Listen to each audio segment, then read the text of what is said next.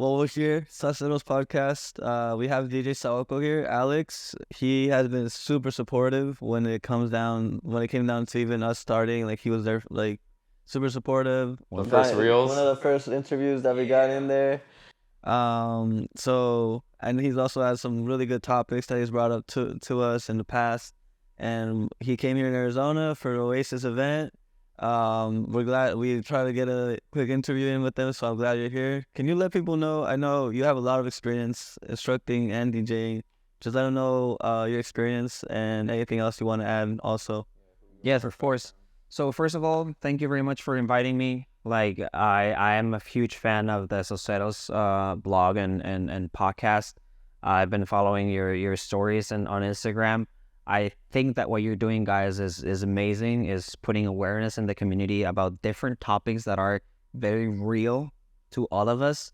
You're touching topics that are out there, but no one wants to talk about those things. But a little bit about myself. I'm going to be quick. I was born in Veracruz, Mexico. I am 36 years old, like Jarochos. Yeah, we're here. Yeah. I was raised in Tijuana. And I've been living there for like basically my whole life. I'm a dancer, instructor, choreographer, and I've been DJing for like the last 9 years. I'm a former director of my own company, Proyecto Saoko, and I'm thrilled of being here. Like this is the second time that I get the opportunity to be with you guys. Like and I really hope that you guys enjoy the interview, like the podcast, because I promise you it's going to be spicy and really good. Right now in San Diego, I'm one of the very few DJs that is playing cumbia. I have 2 cumbia nights right now in San Diego. In collaboration with Latin Rhythm Society, which they're I'm actually working with them. They were the ones who invited me. They created the Sunday the Rey in Tango del Rey. Okay. So Panda and Michelle, they had this idea of like, let's bring back cumbia.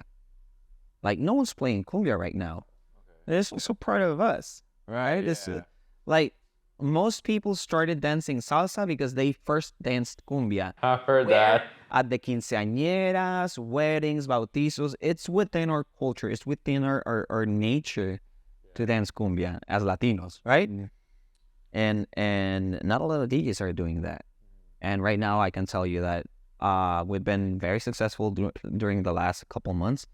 Every Sunday before a holiday, we have an event on Sunday the Rey, Cumbia, Salsa, and Bachata. And now we have Wednesdays.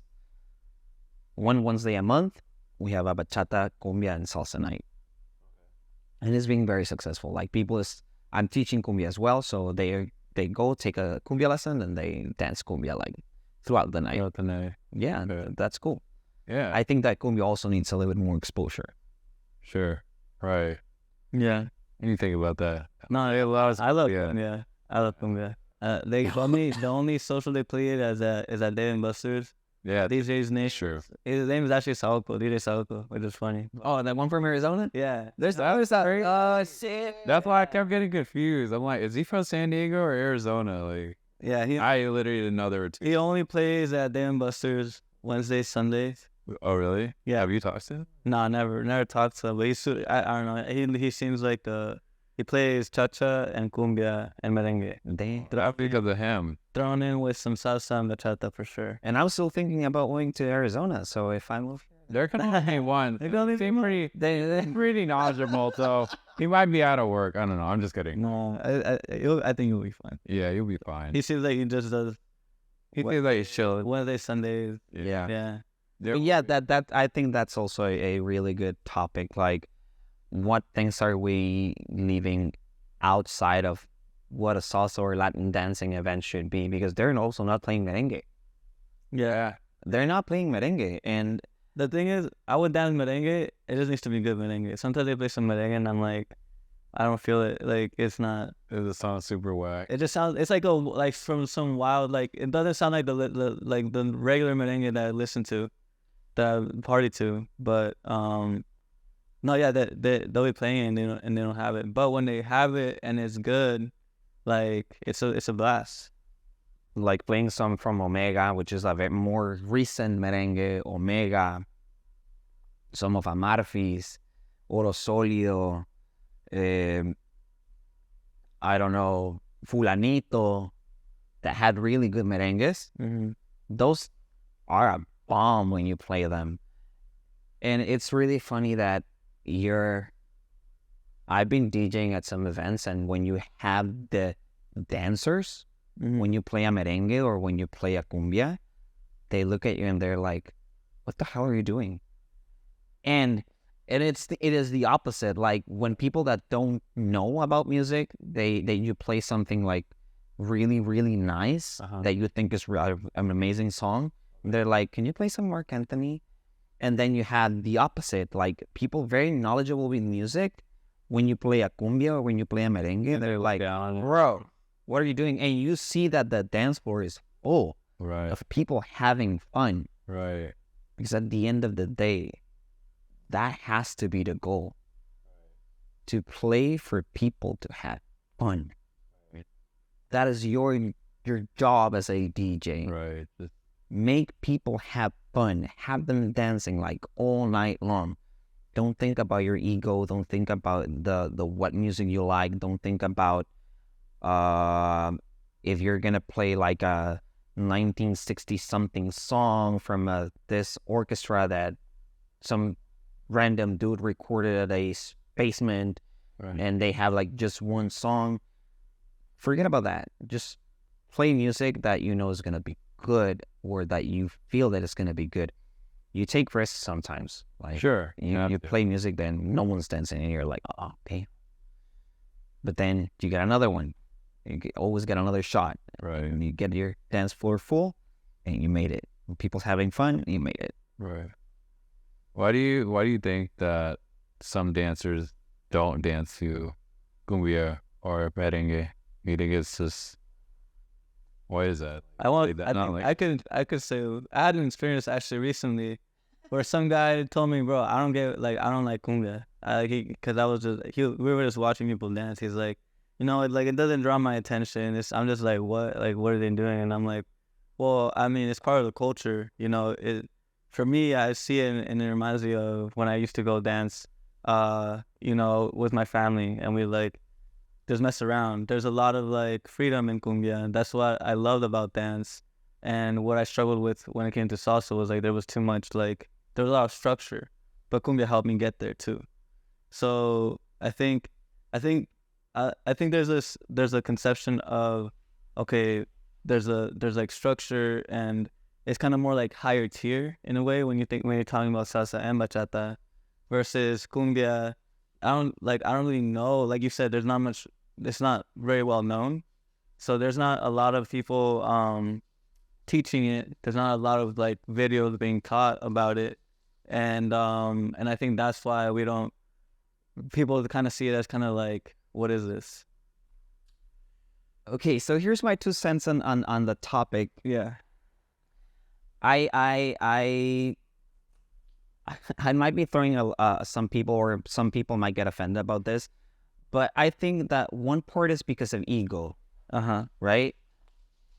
But other thing is that because I think that cumbia has the misconception that it is like a ghetto dance genre, right? Like from the barrio. Yeah. But that's what makes it unique. Actually, cumbia was born in Colombia as a dance genre, as a music genre, right? And I always joke about this with my students when I'm teaching cumbia, is that cumbia was born in Colombia, but we Mexicans took it and made it better, right? Yeah. And people tend to forget that there is an origin in every single dance genre when it comes to Latin dancing. Like a lot of the dance moves and combinations with partner work that came to the salsa were actually from the hustle, and then it changed to the Latin hustle, and then it turned into salsa, and then into mambo and then salsa back in the 70s, like end of the late 70s, early 80s. And there's also when it comes to cumbia, there is a lot of American influence in the cumbia, because they took influences from the rock and roll, from the Lindy Hop, from swing, and then again, we Mexicans, we took it and made it better, right? And we created the dance genre, the guaracha and the chunchaca and a lot of different dance genres. But I think that it is because like very high skilled dancers think that dancing cumbia would be a lower skill dance genre, or because they would think that, oh, that's only for like quinceañeras, or that's only for like barrio kind of dancing. That's what I've seen. And to be honest, that's what I used to think about. I was so in my head about why should I be dancing cumbia if I'm a salsa dancer, that I stopped enjoying the joy of cumbia, because it's beautiful. It is super. There's a movie, right? There's a movie on Netflix. Netflix. Yeah, I don't know. It's like an English title. But... Yeah, I'll link it, but it's a story of this like Mexican. It's like a group of friends. Yeah, they literally just grow. They're from about it. Like they're like gangsters, and they're like struggling, but they always like find a way to dance cumbia. They're always dancing. It's just their thing. And like there's so much sauce, and it kind of calls me, and it's not so much that it's barrio. To me it is barrio, but it reminds me also of like the native, like indigenous like dances, where it's like there's like there's a fireplace, and then there's like these people all dressed up, and they're like dancing to it, around it. So the reason I love cumbia is because there is that sauce. Like you can't dance cumbia if you don't have like sauce, in a way. Like it brings it out of you. That's what I feel like. And that's the thing that, like I said, that drew me, like that I was looking for, because of cumbia, I wanted it in salsa. And it's not that it's not there, but it's different. It's a different form of dance, and there's a lot of value from it, I think. Yeah, absolutely. And also the culture and the community within the cumbia, because we think that the salsa community is big, but we ignore that the community within the cumbia is ginormous. Like we know the sonidero fiestas, or the sonidero parties in Mexico City are huge. Like, and they bring speakers and audio systems, and they get like a huge wall of speakers, and they have like 20 DJs every single night, and there are like thousands of people dancing. And what you said there, they have like costumes, so you can find the Halloween costume parties with the sonideros, and there's a video of this guy dressed up as Pennywise, the newer version, and he's dancing cumbia, and he's like having a great time, and he's like killing it on the dance floor. Yeah. You have this other super famous person from internet, this guy that was dressed like the Chavo del Ocho, like super short guy, that was dancing cumbia as well with a sonidero. He was hired. They actually hired people to like dance, and it's like a corporate gig. When they hire dancers, it's super famous. Like the community of the cumbia community is super big in Mexico, and I think that there is a segregation between the salseros and the cumbieros, and they don't get together because one, they think that, oh, because you're a salsero, you're like from the high class, because you're a salsero and you take lessons and you travel and you dress like this in some kind of way. And when you're a cumbiero, you're like from the hood, you're like from the barrio. I don't want to go to a sonidero party because I'm going to get mugged, or I'm going to get jumped. Like, yes, you might. But Yeah, I mean, yeah, you might. But I think that there is a segregation between the salsa community and the cumbia community. And I mean, us DJs, the only thing that we can do is like just try to bring them together. How? Just like playing some cumbia, like playing a couple cumbias. Start with the most famous ones, the ones from like Ángeles Azules, Grupo Cañaveral, and then once you're like there, throw a cumbia, like a very cumbia chilanga from Los de Aquino, Los Jujuy, or Grupo Cual, and then you have a lot of people like now starting to enjoy other kind of cumbia. Yeah, Grupo Cuerno and Grupo Cual. Those guys are amazing. La cumbia del chango. yeah.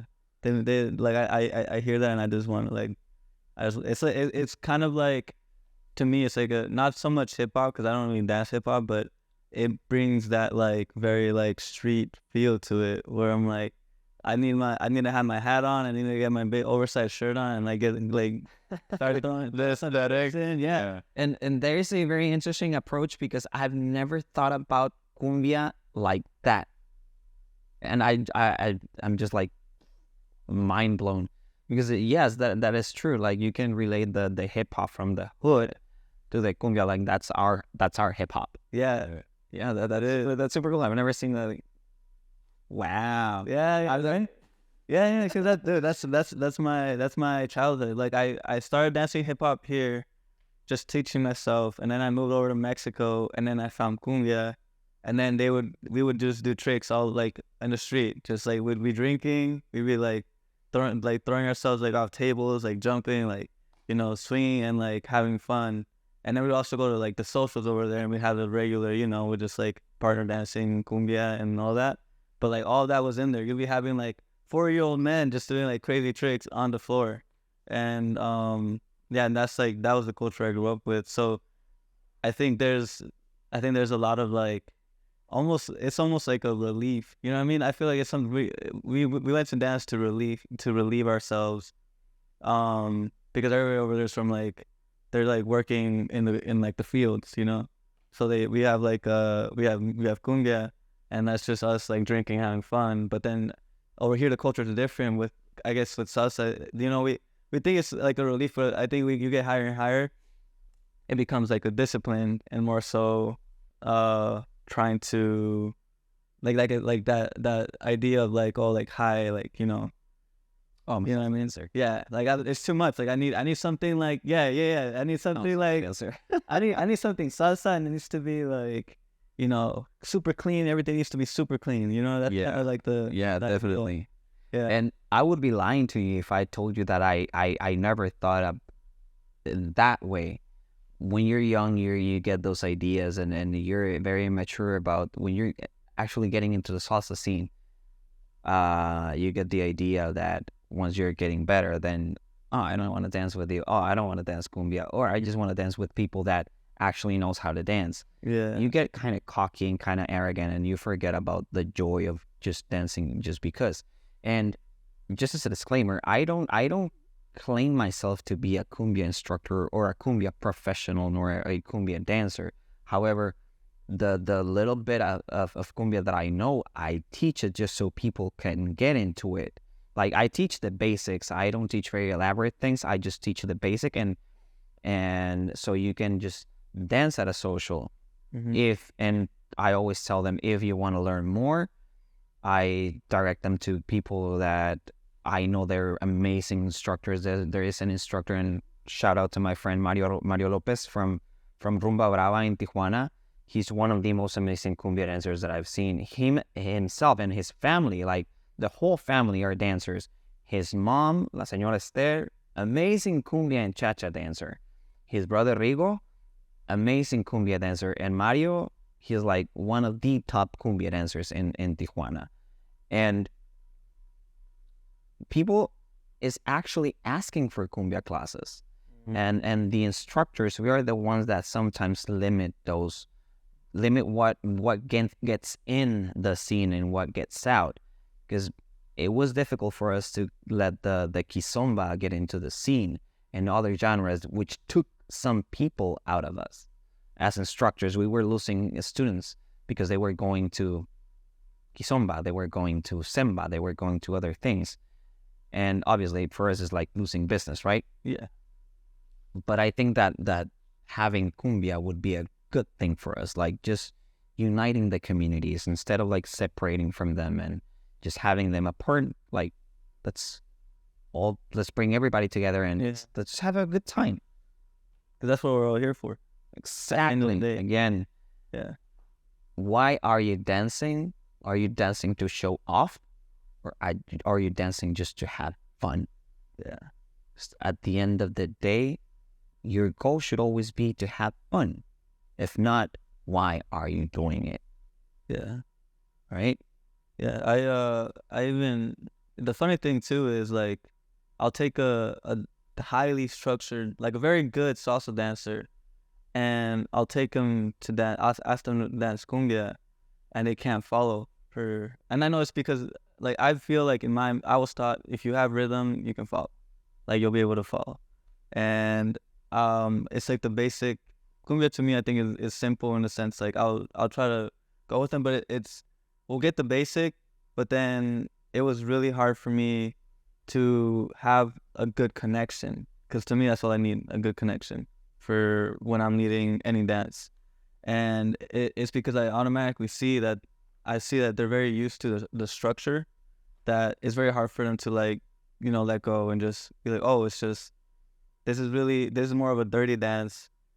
Let's like, let's get down. That's basically it. Me as like, even merengue, for example, sometimes I'll be struggling, and because I'm like, it's more freeing for me. So that's where I see the disconnect too. Which is why I say that, because it would be good, because it'll teach a lot of people to like let loose, or get a little more, like, see another form of that. One thing that I always mention when I'm teaching cumbia is that even it is very free. There aren't many rules within the cumbia, but as we were talking earlier, there is a technique. Once you get the basic steps, like the side to sides, the rock step, or like the cumbia moderna step, once you get those basic steps, then you can start doing the other things. And once you learn how to properly lead those moves, then anyone can follow you. And it is the same as in the bachata, the merengue, the salsa. Once you get the basic fundamentals, your basic step, your side to side, and how to perform a crossbody lead, and how you properly lead it, then you can do whatever you want, because you will know how to take someone to the basic step again, how to make her follow you, how to connect. Because at the end, like, we also have to connect. So when you connect on that level with your basics, then everything else is like going to be super simple. It's going to be easier. And even if you're just dancing your basic steps and you're connecting that way, you're going to enjoy dancing. Because then if you don't do it like that, even if you're dancing merengue, you can like hurt someone, or you can hurt yourself when you don't know how to properly lead those things. So yes, it is very free. It doesn't have a lot of rules involved within the metrics of the timing and how you land either on 1 or on 4 or on 3 or on whatever. You can land on 1 or you can land on 5, and you can like go back and forth in the cumbia, but always within the basic steps. So it's free. You can dance in a circular move or in a circular way, but always with your basic steps and your counts 1, 2, 3, 4, 1, 2, 3, 4, regardless of the direction where you're moving. It's very free. Yeah. Could you go elaborate? So, because you did mention it, we were talking earlier. Maybe let people know how you're saying that it's very important that we do get, like you're saying, the basics, because then it could also even lead to, like, like there's another layer where you have to watch out for the people around you, and you have to watch out for your partner. How important it is, since you mentioned it, like, to just get I know you already mentioned a little bit, but maybe elaborate more on why it's super important to get the basics, get the fundamentals. Yeah. For me, that is a very important thing as an instructor. There are a lot of videos online, and for context, we were discussing about videos from certain dancers that are like very flashy and very, like, you see them dancing like social dancing, and it's very impressive. But when people that is like barely getting into the salsa scene, that they're new into the salsa scene, and they're like starting to take classes, and one lesson here, one lesson there, when they see those videos and they think that that is the proper way of dancing, they're not aware nor mindful that the person doing and performing those dance moves is someone that's been training like his whole life. And they get the idea that that is the right way to dance. And don't take me wrong, for me there is no right or wrong way to dance. You have your fundamental, you have your basic steps, you have your timing, and if you have those things like very well trained, you can dance however you want. Because if you think that that is the way to dance, like very flashy and with all those like moves that could be dangerous, if you're not trained enough, you can hurt yourself, and you can hurt like the person that you're dancing with, right? So for me, that it is very important to teach our students, like, you can dance like that. Of course, you can dance however you want, but train yourself first. Or like what happens with the bachata sensual. There is a video online of a guy that gets kicked on the face and gets his nose broken because he didn't know how to perform a dance move. And who you should be blaming? Who's at fault? Is the fault from the follow that kicked him on his face, or is it the lead's fault because he performed a move that he was not well prepared to perform, or is it the fault for the instructors that are not teaching us, or that are not teaching their students how to actually perform that move, or they're not telling them like, hey, this move could be dangerous. If you're going to perform it, just make sure to practice it, right? You're like the episode with that you had with Frankie Martinez. Like a lot of times, like you have a very diluted version of dancing at a workshop, at a 1 hour workshop. So you don't have enough time to teach like the proper way. You teach dance moves, but sometimes you're missing a lot of the technique within the dance move that leads to those injuries, right? So I think that it's a responsibility from us instructors to tell our students, I'm going to teach you how to do this, practice it, be careful, and just make sure that when you're doing it right. And you tell them, like, when you're doing this move, just you can move your face to one side, or you can do it sideways, or you can put your partner like on, instead of just putting yourself like right behind her, just put her like a little bit to the side, so when she kicks, her leg is gonna go this like right next to your head instead of going straight to your face, right? That's a wild move. Have you ever done that? Move that is. I don't know what that is. It's a move where no, it was social dancing. It was a social. They were dancing like sensual bachata, because for me, sensual bachata is like a whole different topic that I know I'm I don't want to be canceled. I don't want to be canceled if I'm talking that bad. No, I have my own opinions about the sensual bachata, but it was a dance move when he grabs his partner by the back, and he like drops her. Oh, like dips her. Kicks. Yeah, he dips her, and she kicks. And I mean, if you have a partner that has short legs, you're under no risk of getting kicked on the face.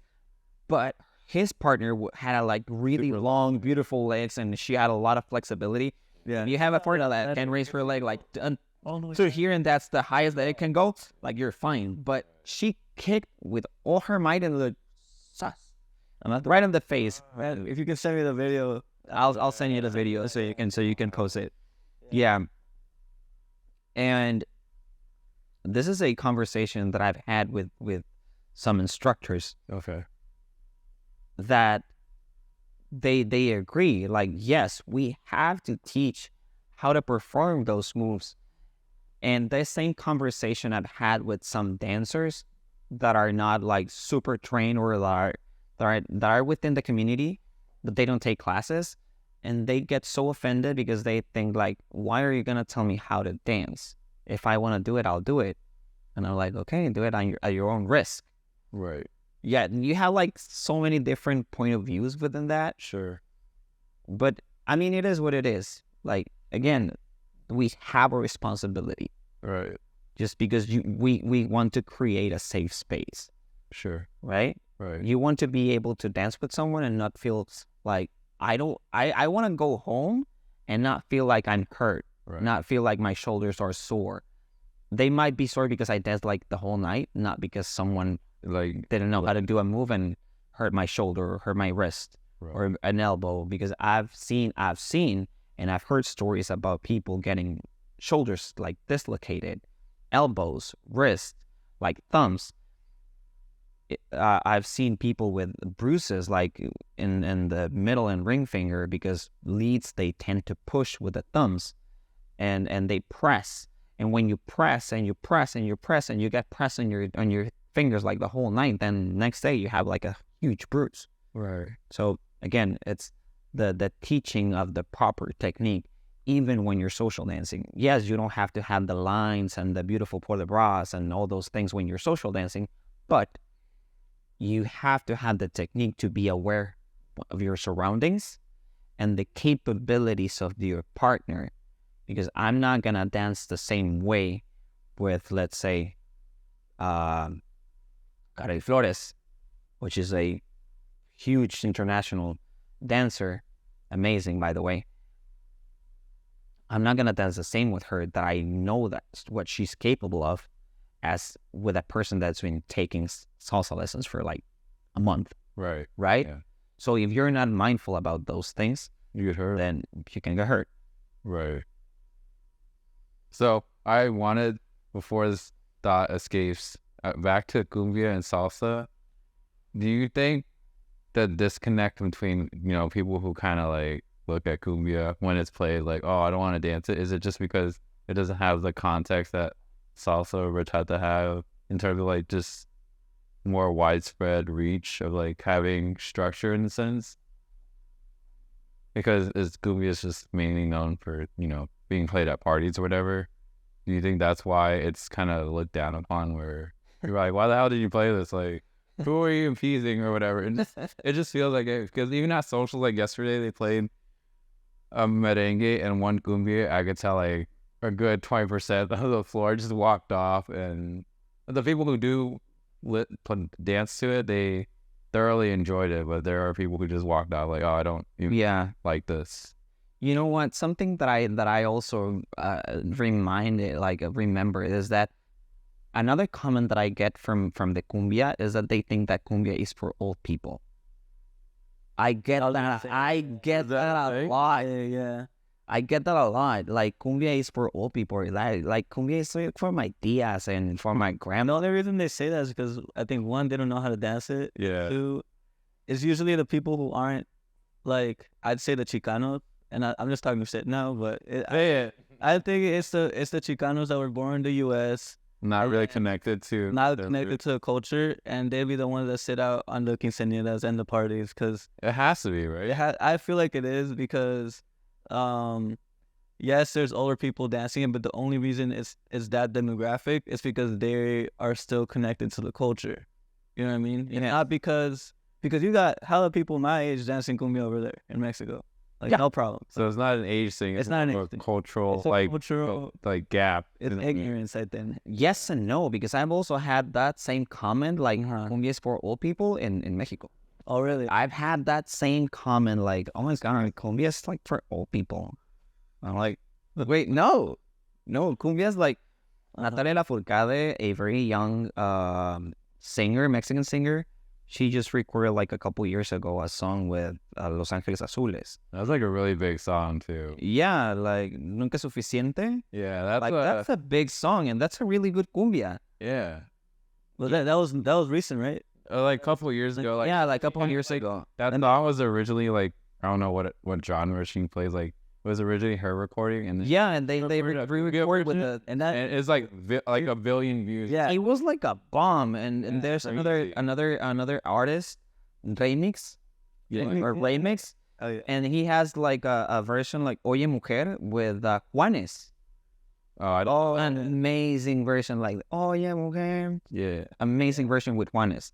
So now a lot of people is like mainstream like bands and singers, they're jumping into cumbia because I think that cumbia is also, it's always been there, But and it's transitioning to a younger audience, like that, so people don't think that cumbia is only for old people. it's like they're catching the wave. Like cumbia's always been around, and if you've been around Mexican people, you've heard of cumbia at least one time in your life. Like you have to. So I think also, like, at least for me, I've always followed cumbia and always followed reggaeton, and now you got reggaeton artists getting on sets with like Los Angeles Azules.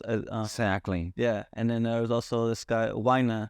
He played his own cumbia, and that shit, it was hard too. And I'm just like I don't know. I think it's people just being disconnected. I really do think, like, it's also, if the numbers speak for themselves, like that cumbia still hit, you know, like recently, like Yeah. remix, and then Isa Natalia, yeah, like the numbers are speaking for themselves. So I think it's really I don't think cumbia's forgotten. I think maybe people are kind of like, there's a whole lot of new genres and a lot of new subcultures, and but I think cumbia has been there and will keep being there. I feel like. Absolutely. But again, I think there's the misconception of what cumbia actually is, Mm-hmm. like where it comes from. Like if you're related to the barrio, like if you're related to they relate cumbia to poverty. And that's why a lot of people don't dance, because they feel like, oh, I don't want to dance like poverty. It smells like poverty. I've heard that too. But Like what? isn't that crazy though? Isn't it like salsa? Didn't it come from like the oppressed, like yeah, a lot of like Afro-Cuban like Yeah, I mean, influence in that? yeah, that's why I go back to like the development of like the dance and the culture, because you go far back enough, like I'm sure most of these genres come from some form of oppression and just very grassroots. yeah, definitely. If you go to the roots, you're gonna find out that Yeah, and it's like an outlet for them, and that's why this dance is an outlet for us. But I think with cumbia, I was gonna mention that it seems kind of classist the way, just the conception of like Sauceros looking at cumbia. It's like, okay, well, it's still music, and you can still dance to it. So yes, but it's funny that just even within the dance community, there's just like, oh, like I dance salsa, like yeah. I mean, I got these lines or whatever. What's Instead of what's your opinion on that? Like, do you think there? Because I feel like obviously where it started is not where it's not the same place it ended, right? And I think Frankie mentioned a lot about it, how like even the salsa community itself has become really disconnected from where salsa was from the beginning. So I mean, like, I feel like it's not just cumbia though, you know. I think it's like other dances where a lot of and I think we said this last week. Antonio mentioned this last week that you have to remind me, we say a lot of shit. you know, saying Sauceros are really basically like stuck up because like about bachata even too. Yeah, Like how it's portrayed. yeah, like there's a lot of Sauceros that are unhappy with the growth of bachata because it's too much of a street dance too. Like there's a lot of that. There's a feeling of that towards bachata too. Okay, so like two things. Do you agree with that sentiment? And then the second thing is, what do you do? Yeah, That's a loaded question, but hopefully you kind of get the gist. So we talked about how, or Antonio talked about how at a previous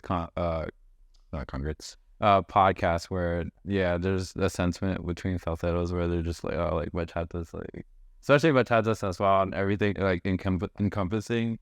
It's no, not. I saw for another. Yes, It's not as developed as salsa. So some salseros they'll just kind of look down on it, and it just kind of tied back to cumbia where people won't dance it for whatever reason. They think it's too poor, too ghetto for them, or just like not as structured. I just feel like maybe part of it is maybe just they trained so much, like they drilled deep down into the discipline where eventually I think they become that fun. It's become elitist. Yeah, I mean, you can do that with anything, then, Yeah, right? you do- Like, if you, that's all I was gonna ask. Like, is there like, I don't know, like competitive cumbia? Like, there has to be something like that. Is it getting there? You know, as There- it develops.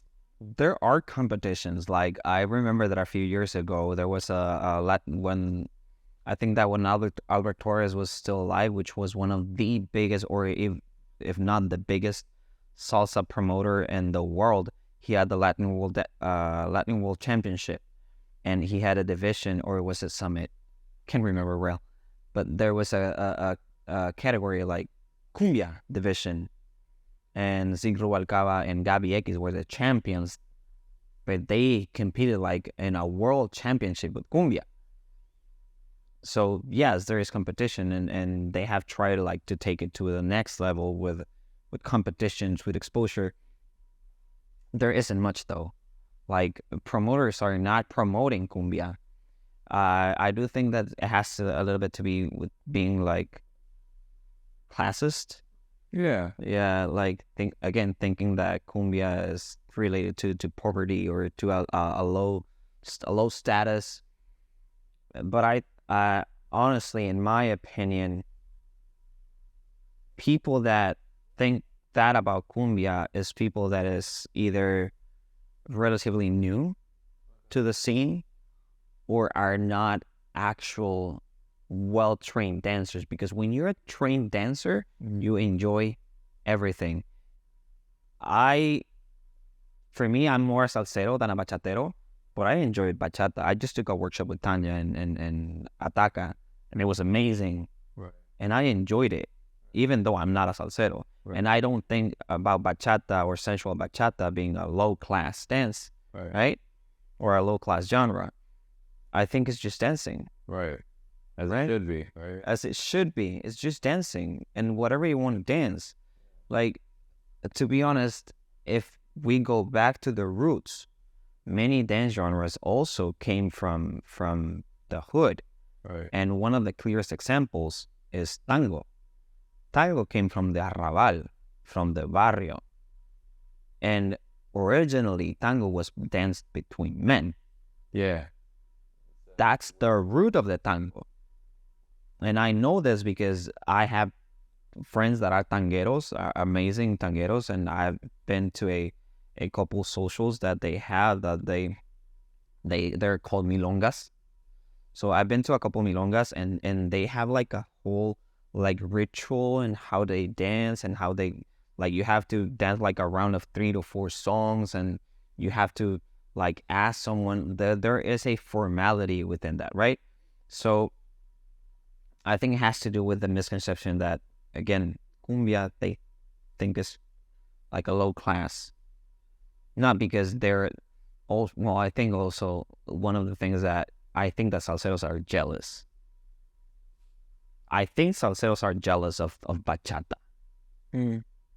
Because one thing that I've seen within the bachata, and I've heard a lot of people actually in your episodes, is that they love bachata because they feel the connection with the people that they're dancing with. Sure. What I have taught in my workshops, I used to teach a workshop that I developed, and I know I'm not the only one that has done this before, but I used to blindfold my students, my follows and my leads, when I was teaching bachata, so they could learn how to feel, because dancing should be more intuitive more than cognitive. Like, you should be, yeah. And visual. Like, everything is energy, and dancing is kinesthetic. Like, it's just kinetic energy. So when you connect on that level, when you connect your kinetic energy with another person, and you get to feel, you get to connect. One thing I love about bachata is that you can get so close to the person that you're dancing with. You can get so intimate without actually being sexual, that you get to feel their breath. You get to feel you're breathing the same air that you're breathing. Like, you breathing each other's air.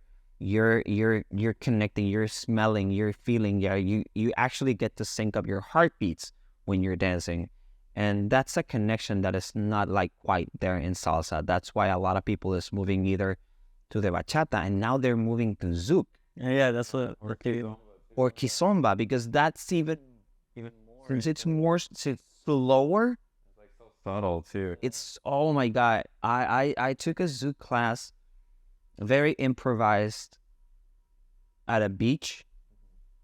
Like, I had an event I organized an event with a couple of friends with beach volleyball and Latin dancing in San Diego. And we got a lot of people from the Zouk community and Kizomba community. I just posted it online and we had like 60 people. Wow. And they were teaching us how to dance Zouk because I've never taken a Zouk lesson. And the way they're explaining to me what Zouk is and the connection and the gentleness within the dancing, it was beautiful. Right. And I was like, whoa, now I see what a lot of bachateros are moving to, either kizomba or Zouk, and a lot of salseros that are not getting that connection, or that are not aware that there has to be a connection when you're dancing, because you cannot be disconnected. Like, again, why are you dancing? Are you dancing to show off, or are you dancing to have fun? Because when you connect, you have fun. And when you have fun, like, that's everything. Right? Right. Yeah. Definitely. I think Definitely. there's a lot. I've thought about this for so long, because honestly, for me, like, I love salsa, and I think salsa is like will forever be like one of the top for me. Like, it won't. You know, I went to the Zouk community. There was actually The Congress you went the to. Congress. It was the World Championship. All these names are the the Brazilian Zouk World Championships. something like that. Yeah. Yeah, I saw that. Yeah. yeah, it happened here in Scottsdale, like literally like 20 minutes away from here. And I got to talk to some people, and some of them, you know, they were saying that they made the change from salsa to Zouk and Kizomba. That won't happen with me, but like, I understand why. And I think saying that, I think there's a lot of people that get away with a half, I want to say like a mid, like half-ass connection in salsa. I feel like it's a lot easier to get away with a low quality connection in salsa, because it's masked by turn patterns and a lot of that. And so, We're canceled. yeah, and so this is my opinion. This is my opinion, because this is my experience, in my opinion, because I think that that's the case. And at the end of the day, you could connect with just the basic.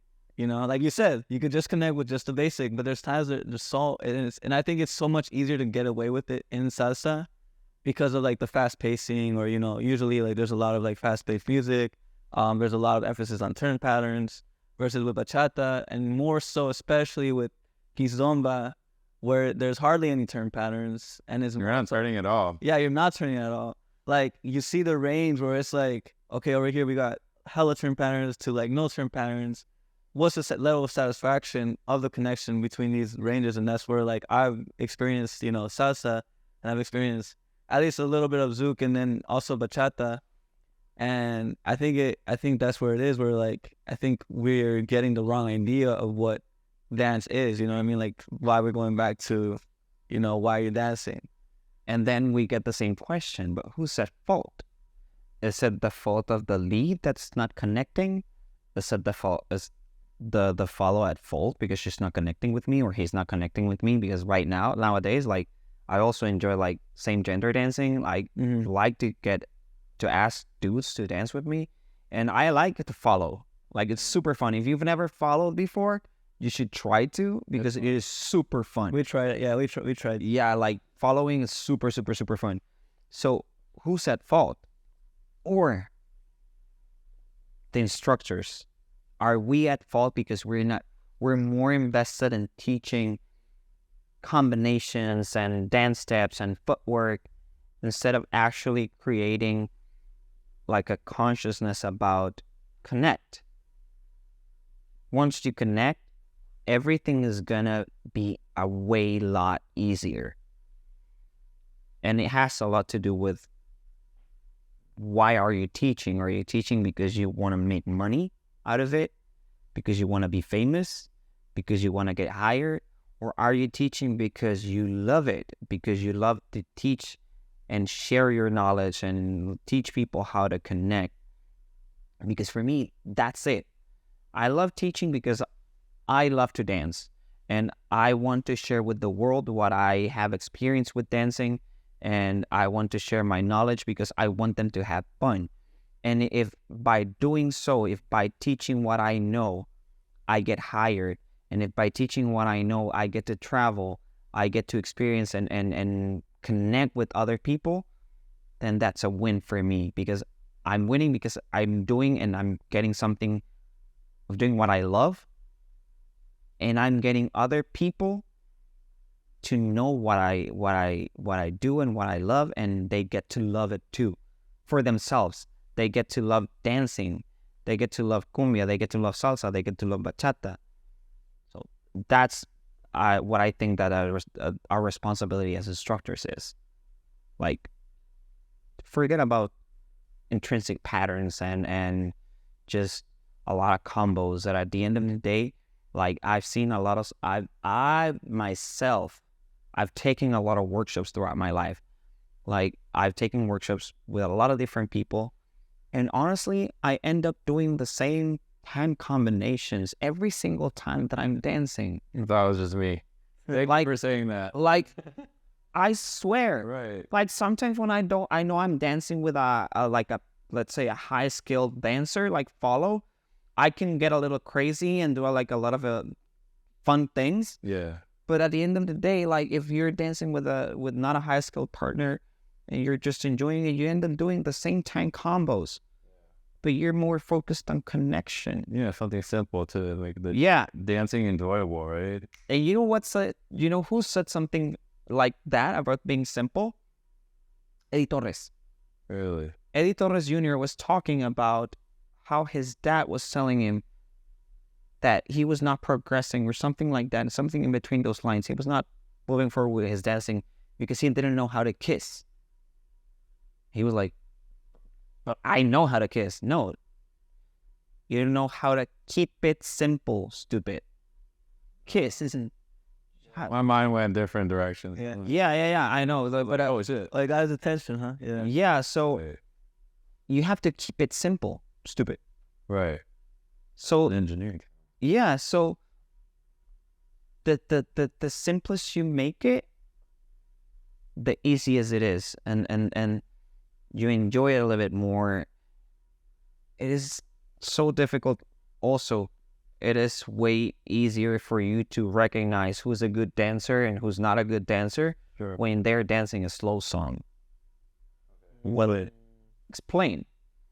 I've seen a lot of great dancers that when they're on stage, they dance like super fast and they know how to trick their timing. And this goes for the follows that I've danced with. When I'm dancing like a slow song, they go off beat and off timing all the time, and I have to bring them on timing again because they're so used to dance like super fast that when you're playing a slow song, they get completely lost. Yeah.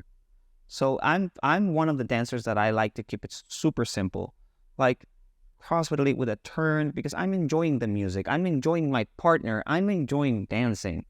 Right. I'm not there to show off. I'm there to have fun. Right.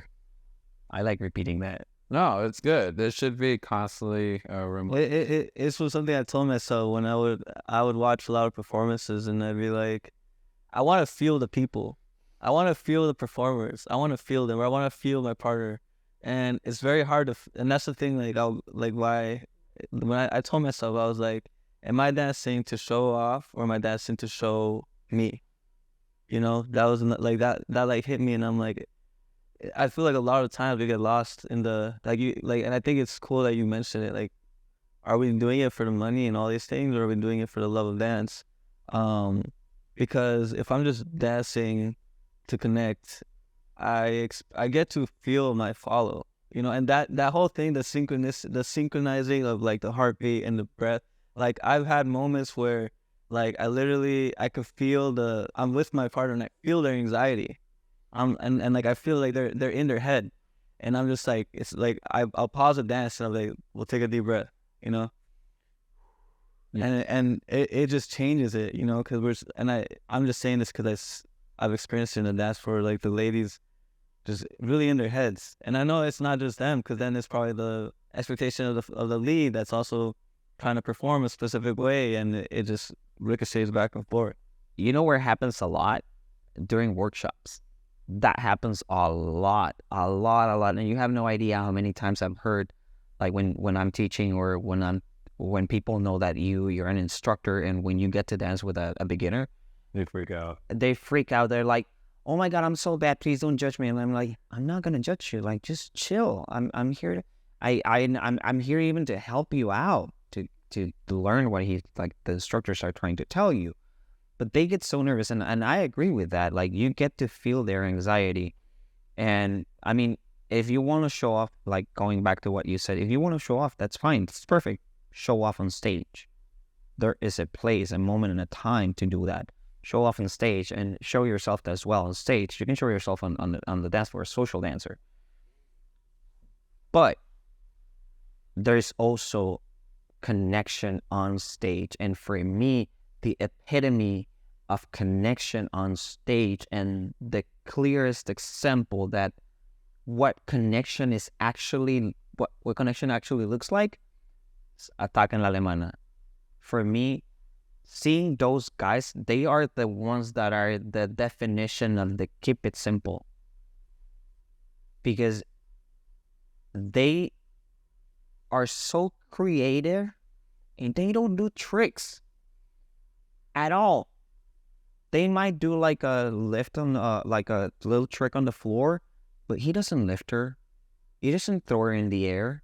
Not because he can't, but because their dancing is like something completely different and unique. Their dancing, for me, the first time I saw them dancing, and they're the main reason why bachata is out there. When we all saw the video, like Te Extraño with Extreme, that video, that was the first dance video within the Latin community that went viral. Yeah. That was the video.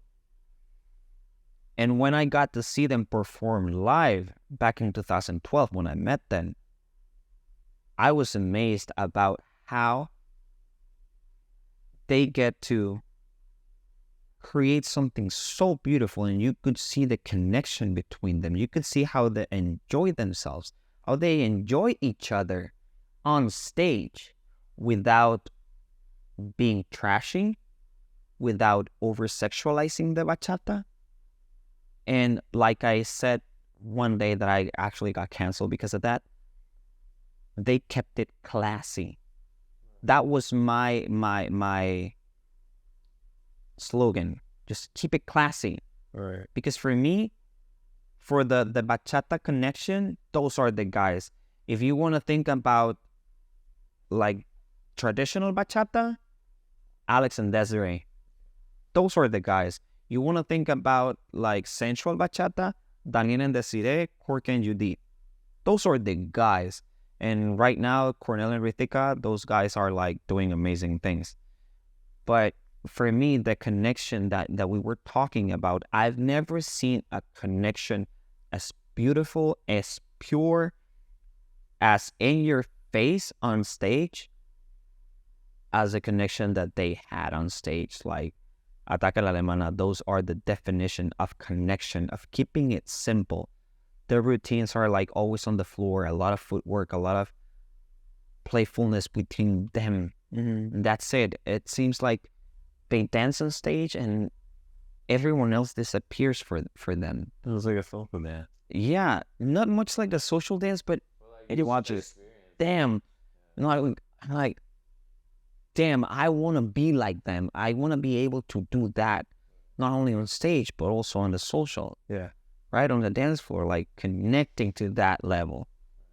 Yeah, I noticed I would watch some of Ataca's videos when he social dances, and it's simple, but he's like, it's playful. You know, it's fun. It's enjoyable. Like, he's dancing because he wants to have fun. Sometimes I'll be seeing some pros and like they're not even smiling. They're just, like, yeah. I'm just like, Well, social dance, it's like the same thing. Not the same thing as he's performing, but he still has the same vibe of like, it looks like he's enjoying something. Yeah. That's kind of cool. And I think, I don't know, I think we have to really take away the conception of what it means to be good, like a good dancer. I think it really has a lot of people messed up. I think good to me is like, are you having, like you said, having fun, or and like, can you feel yourself? Are you expressing yourself authentically? Yeah, how are we gauging how good we are? Are you good because you're making a lot of money? Or are you good because you're traveling a lot? Because you could be traveling a lot and not getting paid. Yeah. You could be like, why are you so good? Because you're performing a lot. You could be performing a lot and not be good at all. But also, we have to think about being good is like very relative. Like what is good for me, or it could be good for me. It might not be good for you, or what you think is good. It might not be what he thinks is good. Right. And it could be not enjoyable too, because you can be really good and then you can get burnt out. I imagine traveling and teaching all these workshops. That's a whole ass like job and a half. Like, yeah, definitely. No, I was gonna say too. I lost my train of thought, but no, yeah, like when I see Ataca social dance, it's just the vibes are still there that he's still like enjoying. And maybe I wonder if with the we talk where Frankie talked about the commercialization of dance or just social media in general. Like when you have cameras and lights on you, don't you feel that kind of pressure? Like, not that we have that, but I would imagine like these artists would have to show out because. I mean, there has to be that expectation. But I mean, it's cool if you just don't care and just dance however. I think that's cool too, but it social media, bro.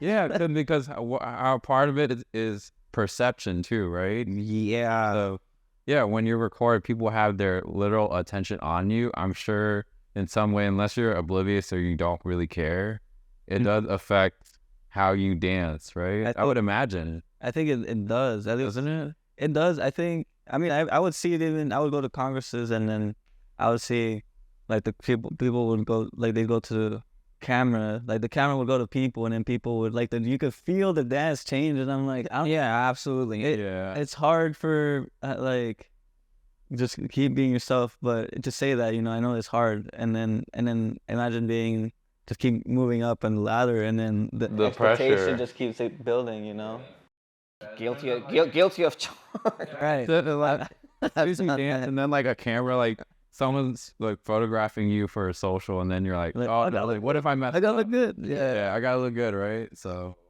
yeah. I mean, yes, the energy does change, but you touch a very sensitive topic that might get us canceled. No, I just bring it up. Social media, like bro, social media is an amazing thing. Yeah. That has helped a lot of artists that not very well known to become well known because their craft and their art is beautiful. But it has also taken like people that is not very skilled, it's not well trained, and just because it is either hot or because he wears skinny jeans, or if she wears like really tight bodysuits and she's thin and blonde or European or whatever, and she can perform a body roll and shake a booty, and then they get out there and they get 1,000 views. Now, why we go back again to why are you dancing? Do you want to become famous? Because the thing about social media is that fame could be immediate. If you get one viral video, you made it. Like you get like to the top. Even if you're not a good dancer, even if you're not a well-trained dancer, or even if you've been in this for like 6 months, in comparison with people that's been doing this for like 10 years, 20 years, 30 years. Right. And they've been like chipping stone and knocking on doors just to get opportunities. Right. So, social media, it could be great just to put your business out there and to get people out there as well and to support people. But also, it could be potentially harmful to people that's been doing this for like a long time. Right. Like I had conversations with instructors that are like, bro, this person has been in the scene for like 10 months and look at how many followers she has, or like how many followers he has. Like attraction. 10,000 followers in like 2 months because that person uploaded a video and dancing in a bikini and the beach. That's what we need, bikini. I know. Yeah, our followers. We gotta put on our own. We're really proud of our 1,500 followers. Sorry, I'm gonna take my shirt off. Let's see if we can make Yeah, follow. Yeah. Get us to 3,000 by the end of the day. No, and honestly, I have nothing against that. If that's your way to do business, go for it. Yeah. I think this is a uncomfortable truth, but it's true. Like sex sells, and based on virality, whatever is flashy, whatever is hot, it sells, and people will capitalize on it in a way. It's like a free society, right? Like you can do what you want, but at the same time, I think there's a time and place where people, like you said, who dedicate their lives to a craft, if they go unnoticed or not as appreciated, that's like the worst slap in the face ever. Okay, Yeah. How would you say? How would you balance that though? Because it's gonna happen regardless if we talk about it or not. It's just Yeah, and that's why we're talking about. But there will be that of like the commercialization, and then people who are literally, this is not even their livelihood, but like their whole being to like live and just breathe it. Like there has to be a way where people who do appreciate it, or people who don't really know the context, can be exposed to the culture, the context, and all that. Instead of, I mean, initially the virality comes from just people seeing a reel and they're like, oh crap, a body roll, like, Yeah. like what's bachata? And then they just like, I don't know, go on TikTok and then learn from some teenager and then go social dance. Like, there's plenty of those people, and not to knock it, but this. And then we go back again to what Frankie said, and you mentioned it about the commercialization of dancing and bachata.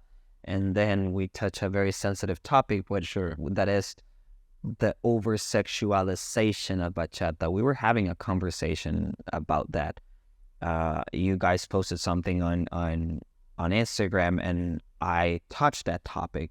And I recently commented on a post from a very well-known instructor in Mexico and San Diego and all around the world. She posted something about the patriarchy and the dancing and a lot of different things that I took the time to read.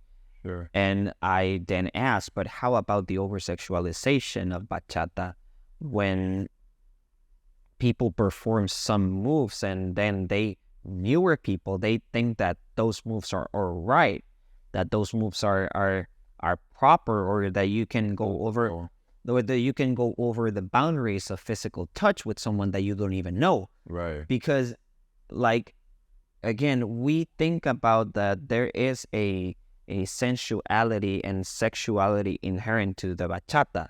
There is. Yeah. But when you go over it, when you make it bigger, when you over-sexualize the bachata, then that's what is starting to sell, right? And I do think that there is a hypocrisy in the scene about that. Like, that's my personal perspective on that. Because again, I like to keep it classy. Sure. Like, I'm a father, I have a 13-year-old daughter, and I would not like to see my daughter dancing with someone, even at 15, 16, 17, 18, like rolling on the floor and performing like sexual moves on the floor, on stage. Yeah. Right? Right. So unfortunately, that's what sells. Yeah. And that's what was gonna that is what is gonna get you out there. And people that's been working their asses off for years, right, are not gonna get as hired as those people that are doing all those moves and all those hair pulling and ass slapping and all those dance moves that people that are new to the scene, and they see that, they think that that is okay and that is the proper way to dance. And we're not then creating a safe space for our dancers, for our community. Yeah. But then it sucks, because then it's also, we're doing it to ourselves. In a way, yeah. Yes. That's where our last podcast with two of our female guests, where they talked about sexual harassment, that definitely has to play a role where boundaries are overstepped. And even yesterday at the social, like, I had to pretty much confront someone who was like forceful on a girl. And I just asked them, like, real quick. Like I asked him, hey, like, were you like being forceful? Did you grab this girl? Like I described my friend to him, and like he shut down and he looked down. He's like, no, like she said no and nothing happened. And I just asked him a simple question, and it goes back to there's people who, let's say, for the benefit of the doubt, they don't know, they're new to the scene, and you don't know what you don't know, right? Fair enough. And then there's people who take advantage of that because, oh, this is kind of essential, this is super close, and I can get away with it. I'm just saying that's how there are people who think like that, and most people don't. But yeah, like yesterday, I ran into that situation, and it was awkward as hell because she didn't want me to say anything, but I did because if I don't say anything, then that sets a precedent. Like, you know, if someone else saw that and they thought, oh, that's okay, even though they were uncomfortable with it, you know, some women don't speak up because of that, and it's a vicious cycle. I can see. And honestly, we only think about that in just one way. Yeah. Like men, like overstepping boundaries, like from physical touch, sure, to other women, sure. But I myself experienced being touched and groped by a woman. Yeah. By this lady. I was at an event in San Diego. I was dancing a bachata. It was either she was drunk or she was high or she was like, I don't know. Sure. But I'm very playful when I'm dancing. So sure. I turned around. She was behind me. She put her arms around my chest and then she went down. And I was like, whoa, calm down. Right. Like, I know a lot of people is going to laugh about it because, oh, come on, she's touching you. Like, that's what men always want, like, to be touched and to be broke.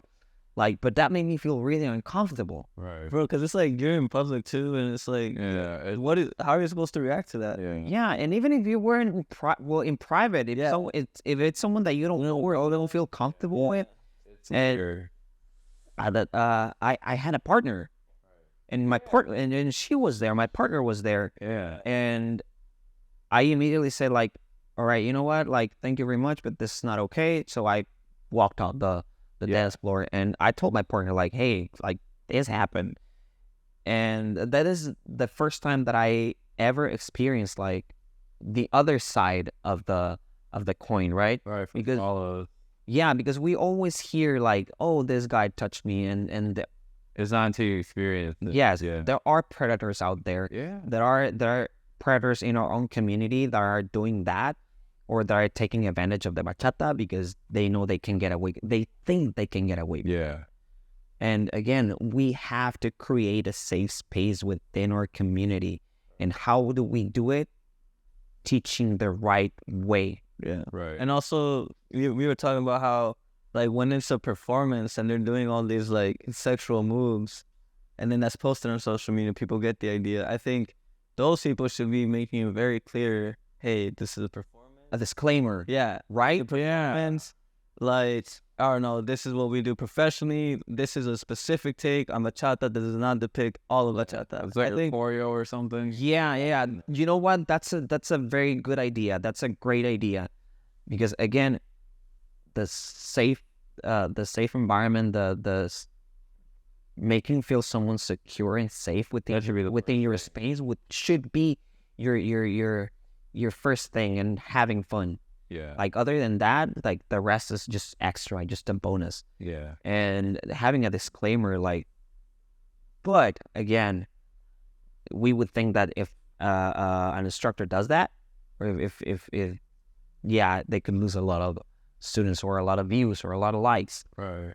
But we don't think about, hey, this person is mindful about this, about what's going on, because now in 2023 you can get canceled for anything. Right. And I'm even afraid of, like, just walking down the street with a woman walking, like, right in front of me. I would just rather just walk to the other side, like, or go around, because this is what's going on, like, nowadays. Yeah. And we have to keep each other safe. Like, we have to, like, identify who's in our community just because they want to probe or get close, or just predators. I think no, I was just gonna say, in terms of, like, cancellation culture and everything, it's good that things are talked about, but at the same time, there has to be open communication between everyone where things should be always better, you know? It should be a safe space in terms of if you're comfortable dancing sensual or closer with certain leads or your partner or whatever, there should be like proper context and then training. Yeah. So people who choose to do that, there are people who are very comfortable with that and they have no problem. And then there are people who are like, no, we're in open position. Like, this is like my physical space. And Yeah. that's just where communication is always, should be more preached, I think. And I think that's where I was going to get into, where I think we should, this doesn't just come from also us like misunderstanding the dance. I think it's just people not knowing the difference between like we mentioned, like platonic intimacy and then sexual intimacy. Yeah. In terms of dance. Yeah, when it comes to dance, but also generally in life. Because, you know, I think I would imagine some guys, like, this might be the first time they come into contact with a woman for as long as, or different women for as long as they do. Yeah. In like such a like fast-paced environment where it's like one woman, I'll get to meet 10, 15 different women, might not talk to them, Right. but now like we're connected, at least we're holding hands. We might be in a close position. Right. And I think there might be some guys that are going there, it's the first time they ever do that. Yeah. And so they don't have that understanding of like even themselves, where like they might even like, you know,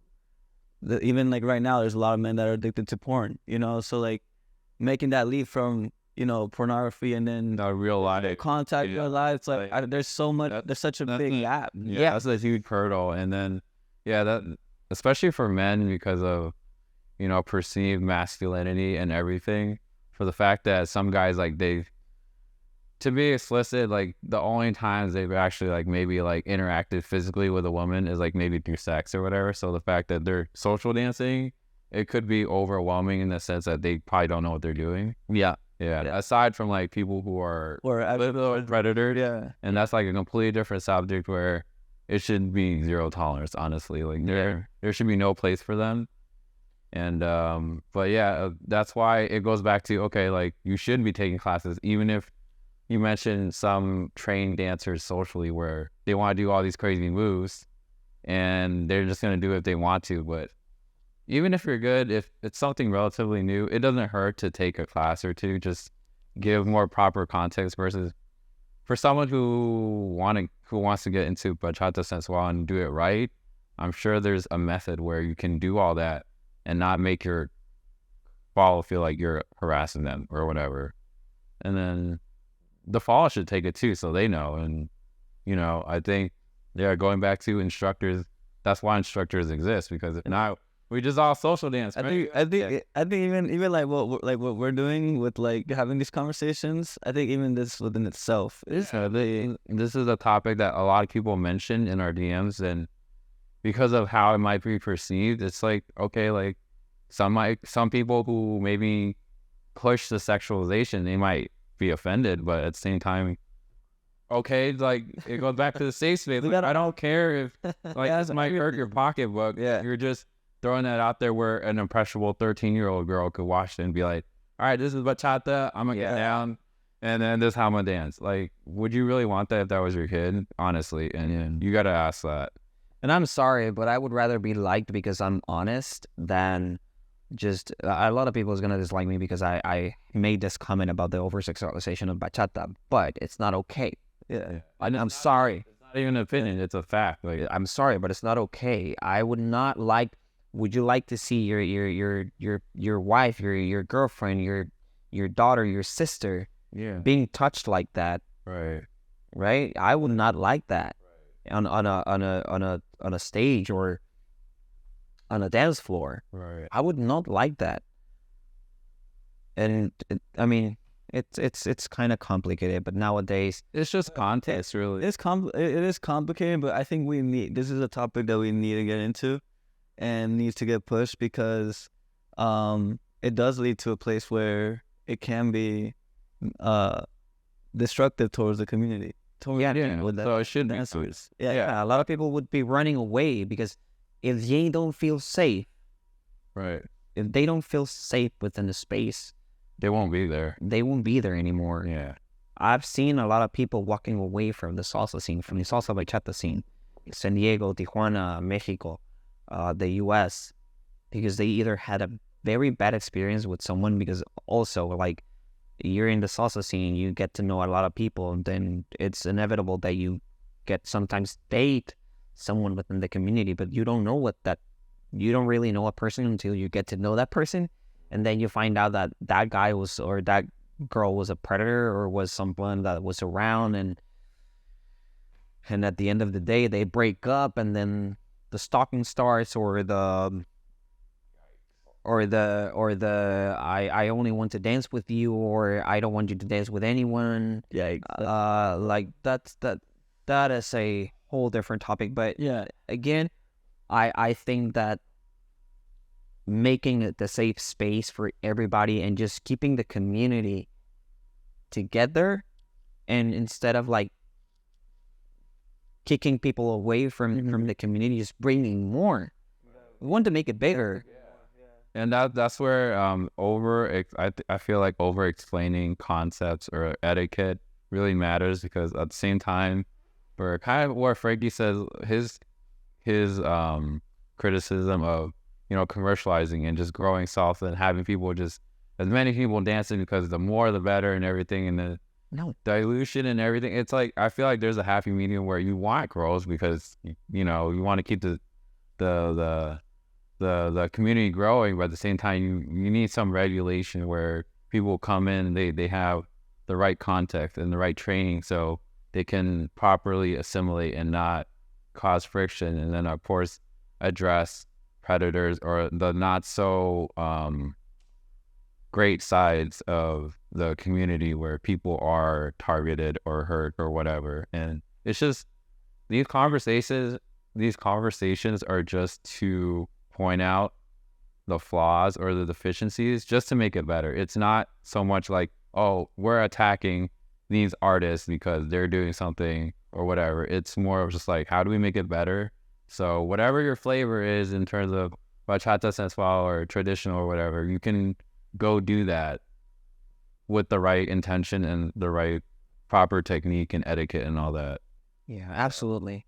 You know what? I would not tag it or put the etiquette as being a flaw or what's wrong within the community. I think that instead of seeing it as something that's wrong, I would like to see it as a window of opportunity, like room for growth. Yeah. We want to make the community grow and be better. Yeah. As you mentioned. Yeah.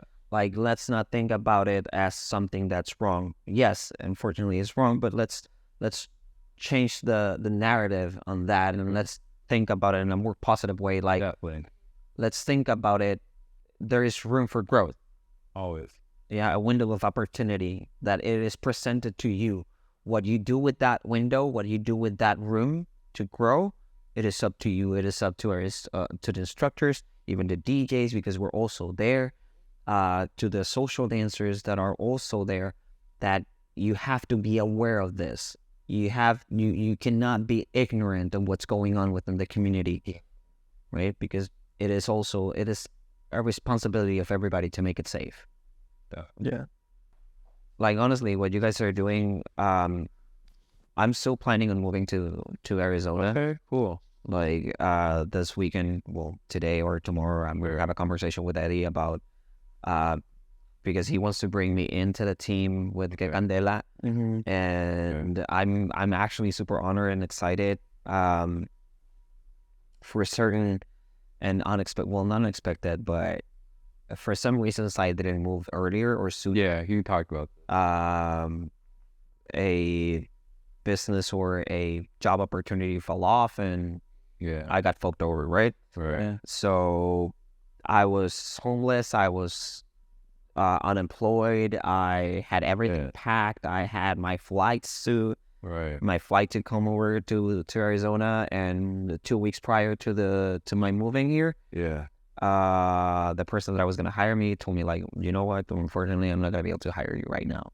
Damn. And then it turned into I'm not gonna hire you. I can't hire you.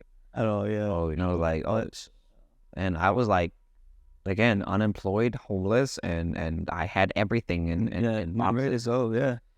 I didn't know that was a contact. That's rough. I mean, So like, lucky me, I got back on my feet. I started like working. Right now I'm working. I love what I do. I'm still planning on moving to Phoenix because I want to move my career up. Yeah. Like I think that I have plateaued with my DJ career. okay. I'm not looking forward, or like I'm not focusing right now on moving with my instructor career or my choreographer career. Okay. Because I know I'm good and I want to do a good job with Candela, Sure. and I'm pretty sure that I'll do it. Right. But my focus right now is my DJ career. Yeah. Okay. So if I can combine both things and I can just train and on whatever it is, I'm pretty sure it's gonna be salsa. Sure. So if I can train a team or direct a team and just keep it like the gigs going, Sure. like at least once a week, and get a job here, Yeah. then I'm gonna move up here. Like I'm right now, I want to have a couple conversations about like who has a room for rent and all that, just so I can start like planning and how much it's gonna cost me. I'm saying I right now have a couple bucks saved so I can just like do the transition. I just bought a car, Right. so right now I'm all in. Getting ready. Yeah. Yeah. Yeah, I'm getting ready. Can you talk about like your DJ? Like, you want to progress your DJ career? Like, where as comfortable as you can talk about, like, where are you at, and like what would you want to? Where would you want to be? Like, why Phoenix instead Yeah. of San Diego? Yeah. Honestly. Other than Phoenix better. I'm from California, so I can talk shit. Like, it's hot as fuck over here. I don't even know I'm here. Like, but we have the podcast, so I'm glad. Okay. But yeah, why San Diego, not, or why Phoenix? I think that it's mostly because of the support. Okay. Like I met Eddie back in 2019, I guess, to 2019 at the Tijuana Salsa Bachata Festival. I was a DJ there for like 8 years, for the same festival for 8 years. And I got to meet Eddie, and as soon as we met, like, we clicked. Okay. He's a super cool dude. He's a really hardworking guy, and he likes to support people. He is the one that has created a community here. Like, the Que Candela community is really tight, and I see that how he works to bring in and more and to give more to the community.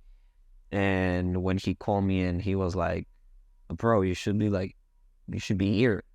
And after what happened with this person that was gonna hire me, and because he warned me, like, bro, it is too good to be true, like, just do your research. Because I told him, like, right, because beforehand I told him, because I wanted to do something here, and we talked about the same thing, like, bro, if you come here, like, we can talk about teaching and all those things. I got you.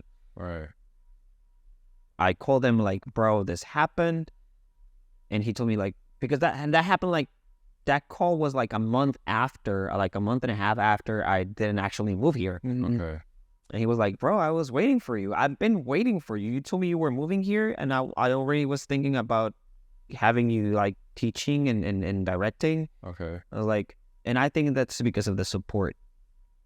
He's really supportive, and he told me, like, I can help you out with getting some gigs here, right? And my main goal with my career as a DJ is getting into the Congress circuit, right? Sure. Getting into the Congress circuit. I've been knocking on some doors, and unfortunately, when you're not well known when you're a new DJ, because I've been doing this for 9 years, Okay. but I'm known in either Mexico, Tijuana, or now San Diego. Sure. Something happens within the DJ community and the promoters community. They have their favorites, or they're very cliquey. Yeah. I don't want to say that everybody, because I've had and I've felt and I have received a lot of support from a couple DJs in San Diego, but I can tell you they're cliquey and they're jealous of their work. They're not gonna, if they feel threatened, Okay. they're not gonna bring you over. They're not gonna invite you like to drop a set at one of their events. Really? So it's like, I know that San Diego has not much left for me. Mm. So I've been there for like a year. Okay. In February, it would be a year in San Diego. So I can say that I've experienced really hard shit within the community. And also, like, Phoenix is very welcoming. Like, people is super warm. Like, the first time I was here, everybody was like super cool. I felt the love and the genuine support from the community. Right. And also, Phoenix is a really nice travel hub. Like, it's right in between the country. Like, it's super cheap to fly. San Diego, other places, like straight in the middle. Yeah. Flights are cheap. Yeah. People like you and I from California, that's why we're making it. Well, yeah, and that's if you keep your salary from California, right? Yeah. But if you probably like California is so expensive, right? Yeah, it It's is. so expensive, and in Right. Arizona, it's not because it's cheap, but it's cheaper. Yeah. I think the cost of living is because of the quality of life increase. So it's like steady, if that makes sense. With California, it's just like, just visiting back home, just a lot of things are lacking. We're super spoiled with like the socials, everything being super close and accessible. Are you talking about here? Yeah, Okay. it's like relatively affordable and convenient. Like the convenience in Phoenix is like way better than anywhere else. I'm not driving like an hour and a half to LA to social dance and then fight traffic and I know. drive all the way back. I know for sure Phoenix. There's a lot of opportunity for sure. Yeah, there's a lot of growth. So much growth. Yeah, and in everything, not Yeah. just dance. It's just Yeah. like it's growing its own community, and people are here putting their own influence on it. So Yeah. yeah, it'd be exciting to have you, and hopefully everything stabilizes. And yeah, it'd be cool to have another DJ. Yeah, like honestly, I'm more like thinking about, I'm a very hardworking dude. Like I don't expect things to fall on my lap. I work for the things that I have. I have worked my ass off to get to where I'm at right now. Okay. And if things have gone south, sometimes it's because of my bad decisions, Sure. and it's for my own wrongdoing. Like I'm stupid. I'm human. Yeah. I mess up sometimes, Sure. but I really think that Phoenix can be a good fresh start for me. Right. So We need all the people we can. Yeah. Like the fact that you're so genuine, and again, just this interview, you brought so much literally to the episode. It'd be cool just to see how you'd operate on a bigger scale, in terms of I know like you mentioned like you worked your ass off and everything, and that is important. But at the same time, you should go where you're appreciated too, because I think everything is like, it's not hard work that can only get you so far. In terms of if you're playing the wrong game where you have zero support, like you're playing an almost impossible game. Yeah. So if you're working your ass off where you're being supported by a community, by people who believe in you, like that makes or breaks you, I think, in a way. yeah, We're rooting for you in terms of if you see Phoenix that way, where you can definitely thrive and grow, then hell yeah, like we'd love to have you. yeah. I mean, weather is like, oh my God. The weather is horrible. Like you can't even, there is no amount of cope or lying that'll, it's unbearable. So Yeah, weather is a thing, but like it doesn't matter. Like it gets its benefits. Like you have AC in every single house. Like, we're social dancers. We're like vampires. We stay out at night anyway. yeah, Yeah, the sun doesn't affect us.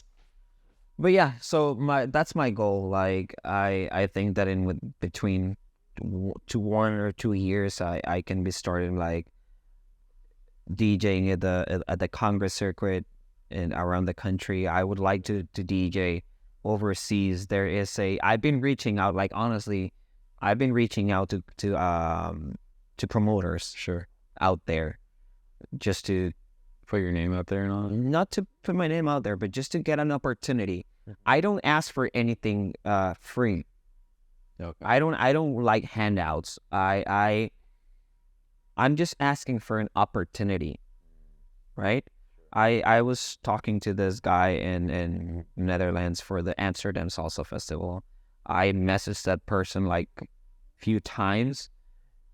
Like, I would love to go to your event. I'll pay for my flights. I'm not expecting you to hire me. I'll pay for my flights because this is the first time that you're gonna listen to me play. Sure. Right? Because I had already someone from that has worked at that event before listening to me DJ at an event in Los Angeles. All right. So that person was there. He heard my music. He listened to me. He danced and he was like, bro, your music is like really good. I've been working with this Congress.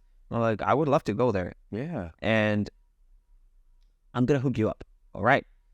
So I started like messaging the organization for the Congress and they're like, hey, I would love to like do something. Like, I'll pay for my flights. Like, the round trip to Amsterdam is like $600. Right. And I'm like, it doesn't matter. It's me investing in my own career. Because if I don't invest, then I'm not going to get anything back. It's just like, it could be a high risk, but if you don't risk, you don't win. Nothing. Right. Yeah. Right? Right. So I was like, just get me a room with any of the other DJs. I it doesn't matter. I can even sleep on the floor. It's not like it's the first time that I'm gonna do it. Sure. But that's all. That's it. I take care of my meals. I'll take care of my food and all my expenses. Just a room. That's all I'm asking, and the opportunity to drop a set. That's it. Right. Never got a reply.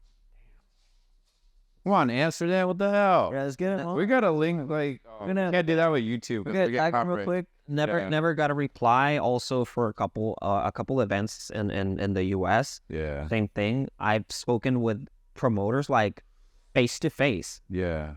Like, and I'm not demanding anything. I'm just asking for an opportunity. Because I'm not an entitled person like I deserve to be DJ. No. Like, bro, hey, how can we make it happen? Like, how can we make it work? Because I'm not asking for handouts. Right. Like, I'm going to work my ass off. What do you need? You want me to organize? Like, because I have enough experience to organize a competition, organize a lineup. Oh. I've been head DJ for several events. All right. So I know how to work with a team. I know how to organize DJs. I know how to make a schedule for DJs Sure. for like the sets throughout the night of a Congress. I had that experience, and I'm asking, is the first event? Fine, don't pay me, but I don't want it to cost me either, Right. right? Because I know that I'm working, Sure. and this is how you can get to know my work, and if you like it, Right. then we can talk about it next year. Have you showed them, like, when people you've reached out to, have you showed them, like, I don't know, like a portfolio of like your DJ set or something? They've heard me. Contacts or something? They have heard me play. Yeah. They've been there when I'm DJing, Right. and I have approached them like, "Hey, I would love to DJ at one of your events." Yeah. Direct messages, DMs, or an Instagram or WhatsApp. Right. I only get that too. Like, Damn. Left you on scene. yeah, Delivered. the scene. Like, and I'm like, oh, so that's how it is. But then they expect for you to support their event. Yeah. So when it is not reciprocated, Yeah. I'm like, bro, no, Yeah. You can't. no. That shows like that's like common decency. Like that. Yeah. The bare minimum. The bare minimum would be to have the courtesy to say, apply. at least tell me, no. Yeah. That for me, that would be enough. Yeah. Like, if you say, bro, you know what? I don't like your music.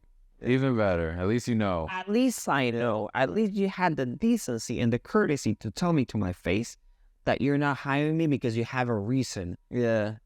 Or if you tell me, like, you know what, bro? Unfortunately, we have the lineup already this year. It's already full. But let's talk about it for the next year. Sure. Yeah. Then I'm like, fine. At least there is a window. There is an opportunity. Yeah. I made a mistake with one of the DJs in LA. DJ Mayimbe, my bro. I asked him to DJ at one of his events, and like, I mean, we on Facebook we get to be like very, we give shit to each other, Sure. but it's at the end of the day, just Facebook is just for fun, right? Yeah. And we had a conversation about, hey, I asked him for a shot. He was like, bro, you know what? Like, only DJs with vinyls play at my events, and I don't play vinyls. I play digital. Right. And I was like, oh, come on, bro, just give me a shot. And he was like, I can give you a shot with the bachata room. And I was like, oh man, the bachata room. And he said like, but you want to DJ, you want to be the salsa room, right? You want to be a salsa DJ. And I was like, yeah, absolutely. Yeah. And I was like, well, no. I was like, well, thank you, but no thank you. And then I thought about it.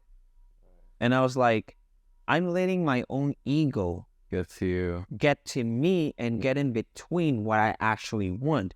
Because I know he's the promoter of one of the biggest socials in LA, the Unified on 2. Yeah. So he told me like, there is a shot in December for a social, but you would be at the bachata room. Mm-hmm. And I said no. And then later, a couple of days later, I was like, bro, you know what? I am so sorry. I didn't want to come up as an entitled prick. If the opportunity is still there, Yeah. I would love to DJ at one of your events, even if it is a bachata room.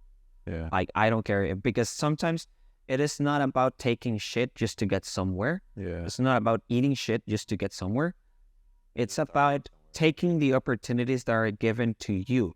So what you do with those opportunities is on you. It's on you. Yeah.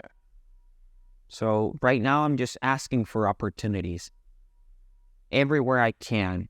Right.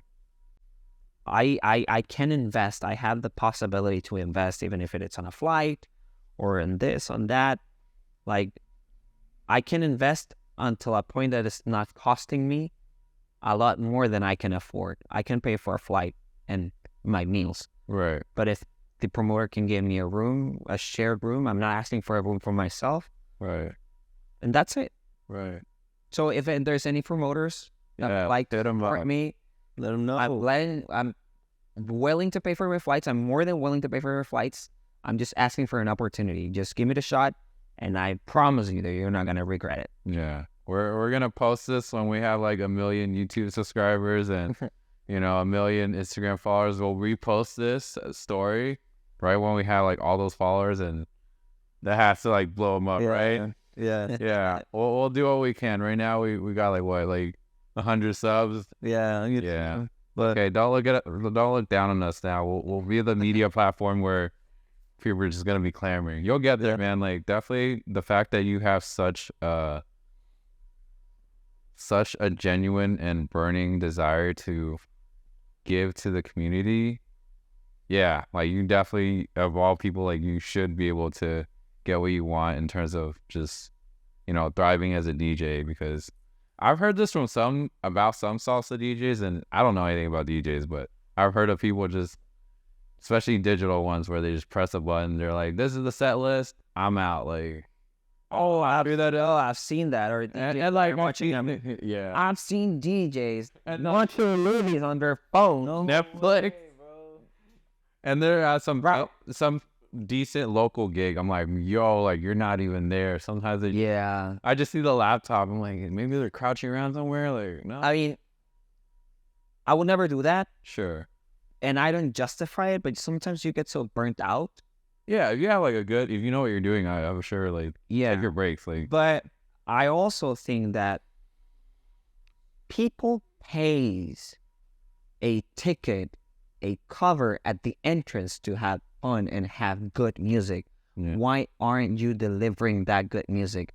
Why are you playing every single time the same music over and over and over and over and over again? Yeah. Where is your commitment as a DJ? Where is your love for your craft? Because that is not only disrespecting to your people that's going there to pay a cover for your event, that is also disrespecting you.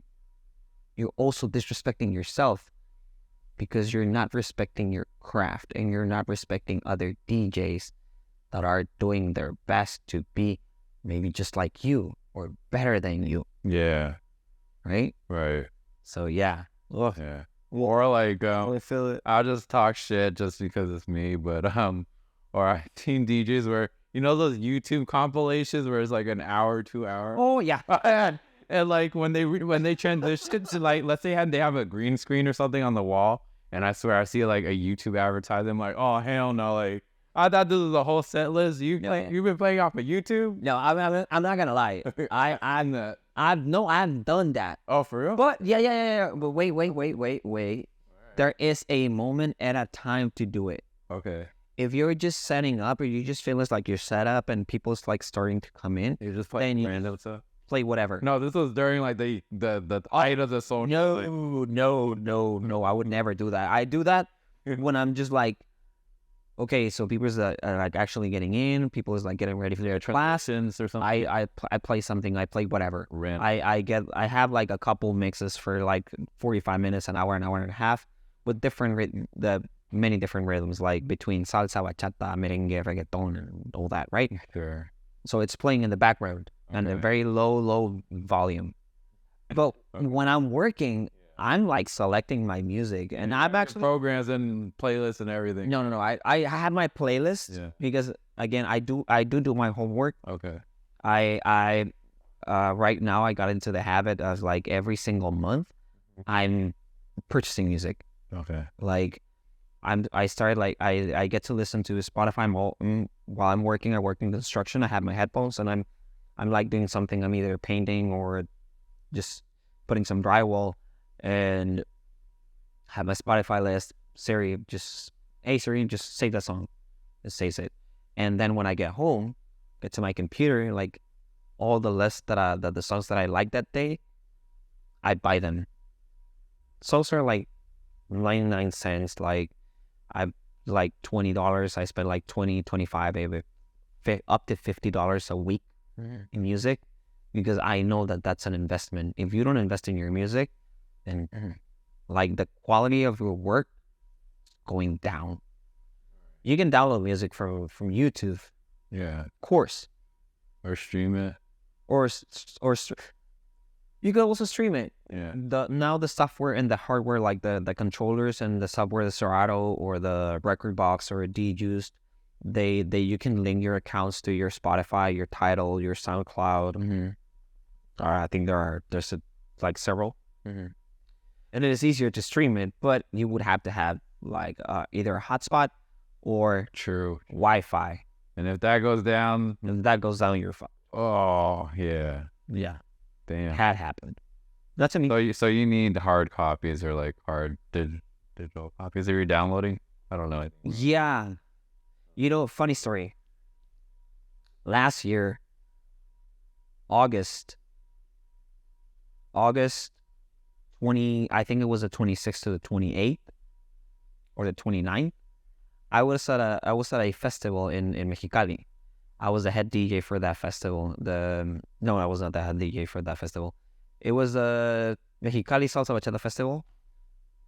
I got back on a Sunday.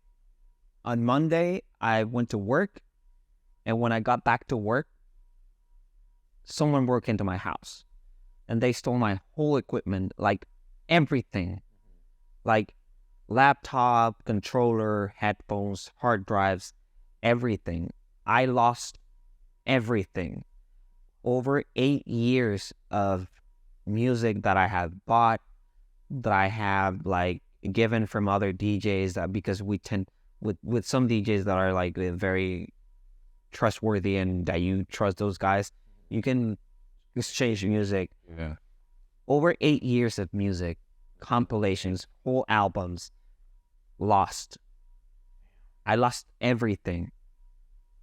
And just as much there are DJs that are very cliquey, Yeah. there are also DJs that I love and that they are like super, they have like hearts super big. Like my friend Juan Coleon, a DJ from Mexico City, DJ Takechi from Mexico City, DJ Mr. Swing, another one of the biggest DJs. That guy is like an encyclopedia of music. DJ Mr. Swing, Dionisio Anaya Garcia. they messaged me because I uploaded a story to my Instagram. Like, I was crying because I loved everything. I just imagine just getting home from work and seeing your doors like open, Yeah. your equipment, like, because I left everything on the living room because I got like super late, went to bed, next morning, got up to work. Right. You got home from work, everything was like stolen. They gave me music. One of those guys like, hey, here's like 1,000 songs. Like, hey, one of the guys in Tijuana, he was like, bro, I have a USB with a memory stick with like some songs. You can have it. Like, here's, bro, I have a bunker. I have a server with whatever music you want to have. Like, there are over 15,000 records, Right. like 15,000 albums. You can download whatever you want. You have 30 days. Download whatever you want, whatever you need. Like, I've had so much support from people Yeah. that made me feel like I was not alone and they had my back. Right. So I made another, like, I can say that my playlist now, my repertoire right now is like even better than the one that I had. Really? Yeah. Yeah, that's rare. A similar story happened to one of my DJ friends, and he just DJs like me just for weddings or gigs or whatever. But he just lost everything, like, because he needed to back up his files. But yeah, it took everything out of him to like restart because like it was over a decade of everything. He has like crazy set lists where he knew that if he was just burnt out that day, if he played this one like playlist for a wedding, that it would be an amazing thing. And yeah, it's just I'm sure there's so much that goes into it where if you lose all that, it's just like you just lost literally a part of your life. Definitely. So yeah, that's good that you got back up on your feet. And I would imagine most people just quit if that happens. Oh yeah, I thought about quitting. Like, Yeah. my partner, she organized a GoFundMe. Yeah. Like, she organized a GoFundMe and she was very supportive. I was devastated and she was like really, really, really sad about it. And she was like, you know what? She was the one who kept my hopes up about everything is gonna be okay. She was really supportive. And she was like, I made a GoFundMe and we got like $950 in a couple of days, which helped me to get my new laptop. And I got a hard drive. I got a controller. One of my friends in San Francisco, DJ Kimbara, he sent me a controller, small controller. And the problem was that was in August 29th. And in October, I had to go to Campeche to DJ at an event and I had no equipment. So he gave me a controller, like a very small controller, which was perfect. And I was like, I don't need anything else. My girlfriend, she gave me some headphones. She bought me some headphones. And I got another controller that a friend or a former friend, he bought it. And I worked for him like a couple gigs. And I was like, just pay me half and take the other half and I'm just going to pay you the controller like little by little. And in 4 gigs, I paid for the controller. And right now, I've been in a very, let's say, in a very good economic position to start investing in my own equipment. Sure. I recently got a bigger controller, like newer. I bought a backpack for the controller because I was riding my motorcycle. I didn't have a car, so I started like playing in gigs in LA. So I had to drive like 2 hours with my motorcycle in a 250, like looks like a bicycle. A 250 with a huge backpack, like weighs like 80 pounds. Holy crap! With everything, like my cables, microphone, headphones, hard drives, laptop, and a huge controller. And That's dedication. Most people have a truck or something for all their stuff. Like Ruben has it. I mean, eventually, I would love to. That's another one of my goals. Either working along with the community here and hosting socials in collaboration with Que Candela, or hosting my own socials, Sure. which is what I wanted to do in San Diego. But I'm still like trying to figure out what is in store for me. Sure. Like this is either today or tomorrow is gonna be the decisive Really. on whether I'm moving here or not. Yeah. So we'll see. Critical moment. Damn, that's intense. Yeah. I'm getting kind of nervous. I thought it was like for sure you're moving, but Well, I'm like 90% sure. okay.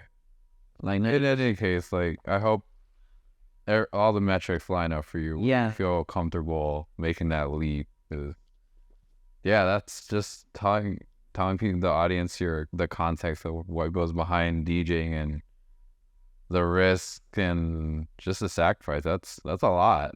yeah. Yeah. Like honestly, you mentioned something that DJs are not given enough recognition for what we do, and I agree with that. I do agree with that at some point. Sure. That we don't get enough recognition, because I think I said it like the first time that you guys interviewed me, or that he interviewed me at Eddie's party. Mm-hmm. People don't know what happens behind the scenes. Like if something happens with the music during a performance, they don't turn to the performance because it had happened. Like that they send you the wrong song, or there's something wrong with the song, and they tell you, no, that this is the one, this the exact one, because they didn't they had like 3 versions of the song, and they send you the one that was longer, or that had a different in between part, but they thought that was the one. And then they're performing and they stop like halfway through the choreography. Right, because it doesn't match up or something. Yeah, and then they turn to you and they blame you, and people in the audience, they don't know that it was their responsibility. The first person that is blamed is the DJ, Right. right? Damn. So they don't know that, like, if you go to a congress at 1 a.m., you can go to bed if you want to. I mean, you can also go have like a couple of drinks or like get wasted. Yeah. But We don't do that. But they don't know that mainly the DJs, we are there up until 5, 6, 7 a.m. And then we have to be up again for tech rehearsals at 9:30, 10 a.m. And we don't actually get to sleep as much as dancers, or as much as performers, or as much as competitors. Well, no, competitors no, because they're like, when you're competing, you're practicing like crazy. And imagine doing that for like 3 nights in a row. Yeah. Or like what happened with Fusion. Well, oh my God. I had the utmost respect for the DJs at Fusion Salsa Fest, or competitions, big competitions like Fusion, like Eurozone, like the World Salsa Summit, because those guys work their asses off. They're like being exploited. Really? Yeah, I like, don't have to say. I hope they get decently paid for this stuff. well, I mean, exploited because they are squeezing every single penny that they're getting paid. Okay. But Shit. they work a lot. Like, they actually work a lot. Gerardo Ramirez, which is the head DJ for Fusion Salsa Fest, and also the MCs like Javier Bucio and Armando Cervantes, which, my beautiful human, they're like getting charge of everything that's going on with the music and the audio systems.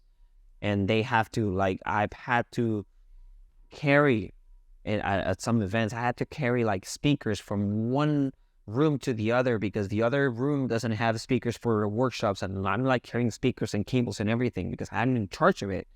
I have to make sure that every single room for every single workshop has audio, and I'm responsible for that.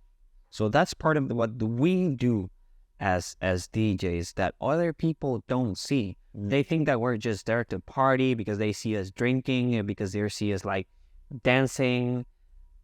But we're there even before the people starts getting there. Yeah. And we're going to be even after people leaves to their rooms. And we have to be there like waiting for the performers that are going to be at tech. and we have to be there after, and we have to be like, oh, it's crazy. It's crazy. It's sometimes unappreciated, and sometimes people like very appreciative, and they are like so cool. Yeah. They send you a drink. Yeah. Or they just acknowledge you. Yeah. Yeah. Yeah. I Little things like that. Yeah. Whenever I'm like DJing with someone else, like I try to have a shout out for like the other DJs and thanking them, thanking the organizers, thanking the staff, because also the staff is sometimes like being very, very, very unappreciated. Bartenders, bro, bartenders are like hustling and working their asses off, and sometimes people is like really rude, even towards us DJs. Like if you come to me and you're like, hey bro, oh, huge favor, can you play a song? Like, of course, if I have it, I'll play it. If it's good, also. Yeah. If it's not good, I'm not gonna play shit. Yeah. So if you're requesting a song, yes, absolutely, it's a good song, I'll play it. And if you're asking nice, Right. absolutely, you got it. Like you have a 90% like guarantee that I'm gonna play it. But when they get to you like super entitled, like, bro, you're playing like shit, you should play this. I'm like, would you like to do my job? Yeah. Yeah. Yeah. Would you like to be here in my position? Like, go for it. Yeah. It's like one person out of like, I don't know. Like, Yeah. I remember there was a Congress, and the salsa room was super empty. I think it was LA traditional. Oh, Yeah. Fair enough. Yeah. It was super empty. But I went up to the DJ and I was like, hey man, are you gonna be here longer? I think it might have been a stupid question. And like, it might have been a stupid question because like I didn't know. Oh, because the salsa room was empty, and I was like, Yeah. I know they were closing it earlier. Yeah. And I was gonna be like, do you know how much longer you're gonna be here for? And he looked at me like, what? Like, why are you asking me this? Like, almost like ready to be offended.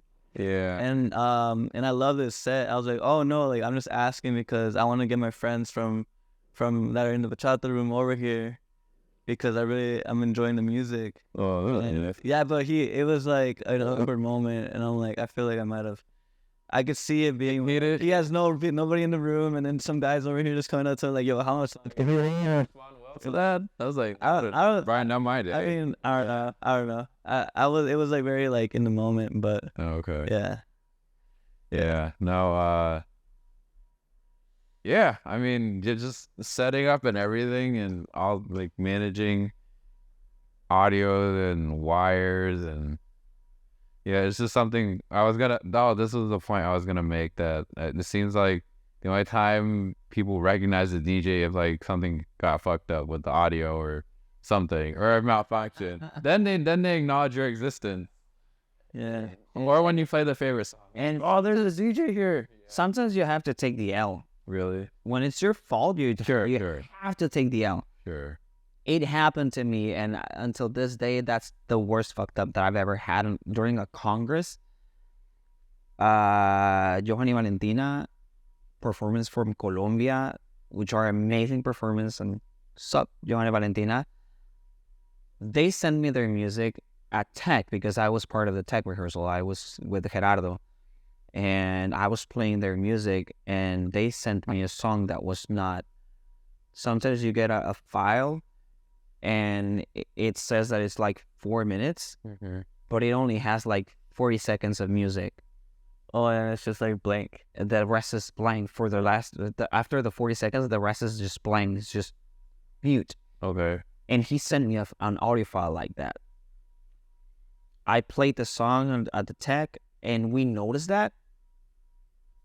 And then he was like, bro, that's the file you sent me. And then I'm like, oh, that's right. I'm sorry. I'm going to resend it to you. He sent me the right file with the same name. Right. My mistake, because every time that I'm going to DJ at a Congress, if I'm in charge of the performances, Sure. I create a folder. I create a file with every single performance, and I put the numbers in every single one of it, just in order for the lineup, right? That's how we organize. I added the first one that he sent me, and the other one, I deleted it. I didn't notice. I didn't know. It was my mistake that I didn't Like play it. I didn't check it before the performances, because right now I need to double check. Right. By the time of the performances, I put the song on the tray, and as soon as I press play, I noticed that it was a 40-second song. And Oh god. I noticed, and I turned to Gerardo, and I'm like, Gerardo, I fucked up. Like, what do you do? Like, the song is gonna cut. It's like, fix it. Do something. Like, and they were already on stage. They were headliners. Yeah. It was, I think it was a tango or a bachata. Amazing performance. And they were performing, and after 40 seconds, the sound went silent. The room went silent, and they were still dancing, and they looked at me, and they were like, bro. And I have never been so embarrassed in my life, and as a DJ, that's so far the worst fuck up that I've had as a DJ. Right. And he had to go all the way to his room to get his cell phone to resend me that song, because my brain was so blocked that I didn't remember that the song, the good one, was in the trash bin. So you had time to. I could have done that in like 30 seconds, like take it out of the trash bin. Out, yeah. But I was like so blocked and so embarrassed. And luckily, Gerardo was not upset. He was like, take the L. Like, these things happen. And I was not embarrassed towards Gerardo because he has been my mentor. I was embarrassed with the performers. Yeah. Like Johan and Valentina, they are professionals that came all the way from Colombia to perform at that event. And having that happen to them on stage, Saturday night, highlight of the night, headliners, and just going silent, I was like, bro. Afterwards, I was like super apologizing, like, I'm so sorry, please forgive me. And then I got to DJ like a month later or a couple weeks later, I got to DJ at another event in Mexicali where they were performing as well. And I was like, don't worry, I got the song. This is not going to happen again. Oh, God. No, I was so embarrassed. Like, afterwards, I was laughing about it. But that day, I was like, I didn't know where to even fucking hide. That will, that would, I don't know how I feel. I'm feeling like secondhand embarrassment. Yeah, no, you don't even know. You don't even know. What did they do, though? I just need to know, like, what happened after the 40 seconds? Did they just continue? No, they stopped. They looked at me. And then Gerardo grabbed the microphone and he was like, sorry, guys, we're having just a little hiccup on a little tech problem. Right. We're just going to fix it right now. Like, bless them. They were so cool. Yeah. They were like, Papi, don't worry. It's fine. Like, it happens. Like, just, it's fine. I know that they were also embarrassed because having your music stop, like, middle of a routine, on stage, like, with hundreds of people looking at you, that's embarrassing. Yeah. And we got another team on stage. He brought the music. His phone was not charged, so we had to plug his phone to the phone charger so he could email me the song. It was, because my AirDrop was not working because it was my old laptop. This one, it does work, the AirDrop. So it was not working, so I was like going crazy. I was going crazy. Did they end up finishing their... Yeah, of course, they ended up performing, but it was embarrassing. Damn. Like, okay. If people think that our job is easy, it's not easy. Selecting the music, doing your homework, knowing when you're also a DJ MC, because sometimes I'm also MC. People have told me that they like when I introduce them because you have to know the dancers. You have to know who you're introducing, because if you get to connect the artist with the people, they see them in a very different way. Okay. Like I like to introduce my friends and the artists and make them more human. But our job is not easy. Like I have introduced Alexa Valadez, director of Latin Queens. She's an amazing dancer, an amazing instructor. She's the Princess Midas because she directed a couple teams, and every single team that she directed and competed, they won. Mm. So everything that she used to touch was gold medals. And the most beautiful, devoted dance mom that I've ever met was her mom. And her mom passed away during COVID. So last time that I got to introduce her, I gave her like a very beautiful speech, like reminiscing of her mom and telling her that right now, the dancer that she became and the director that she became, that her mom didn't get the opportunity to see, I am pretty sure that she would be really proud. She almost cried before going on stage. I would imagine, She almost cried before going on stage. But the performance that we got out of Alexa that day was beautiful. right. And the applause from the people after listening to that story and after seeing her perform was amazing. Right. Same story with Alejandra Quintero, one of the most amazing dancers that I've seen. She hurt her back. She had an injury in her back, and she thought that we actually thought that she was never going to dance again.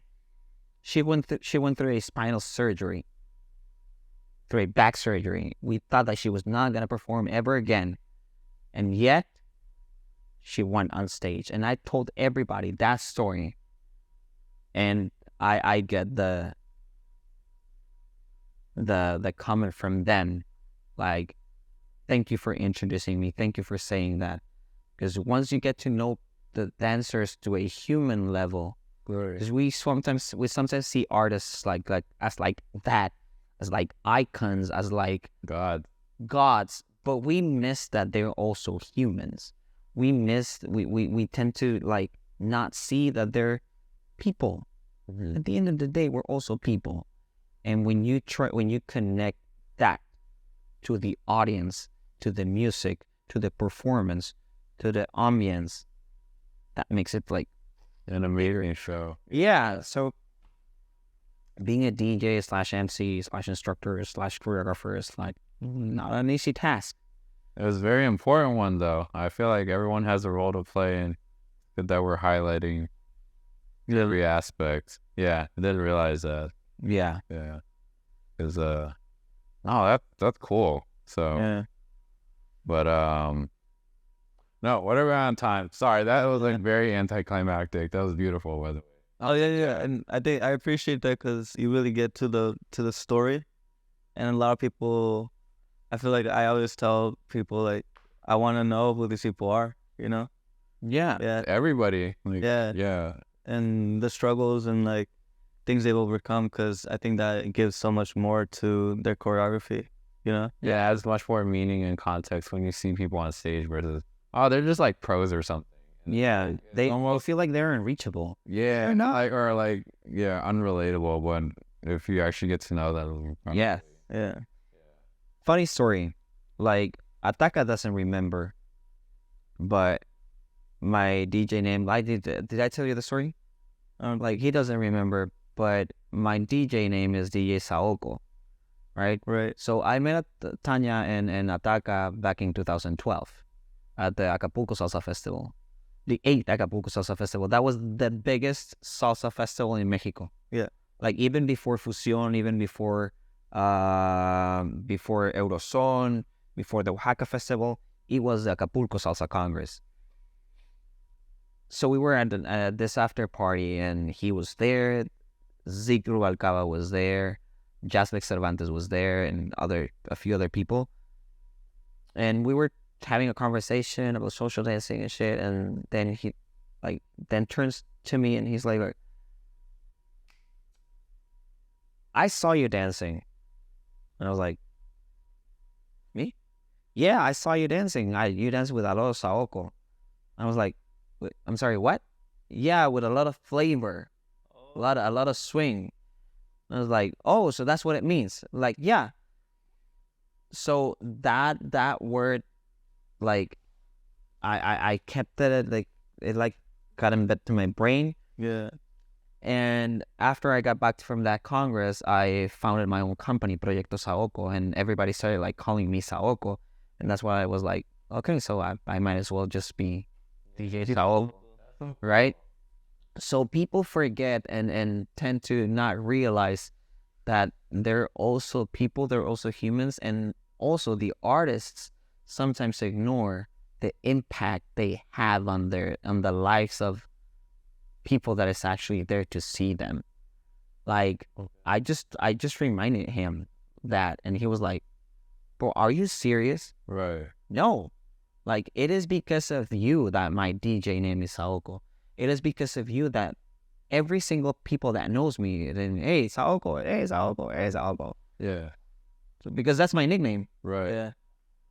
Yeah, that became a nickname. It was because of him. Yeah, I'm sure that was a really That's cool reaction from him. Like, Yeah. because he seems so down to earth that my first interaction with him, I talked to him for like half an hour before I realized who he was. I kind of freaked out after that. Like, oh shit, famous. Yeah. They're people. Yeah. Yeah, people are so afraid to meet other people. Funny story. Today, I love food channels in YouTube and Instagram and TikTok. Mm-hmm.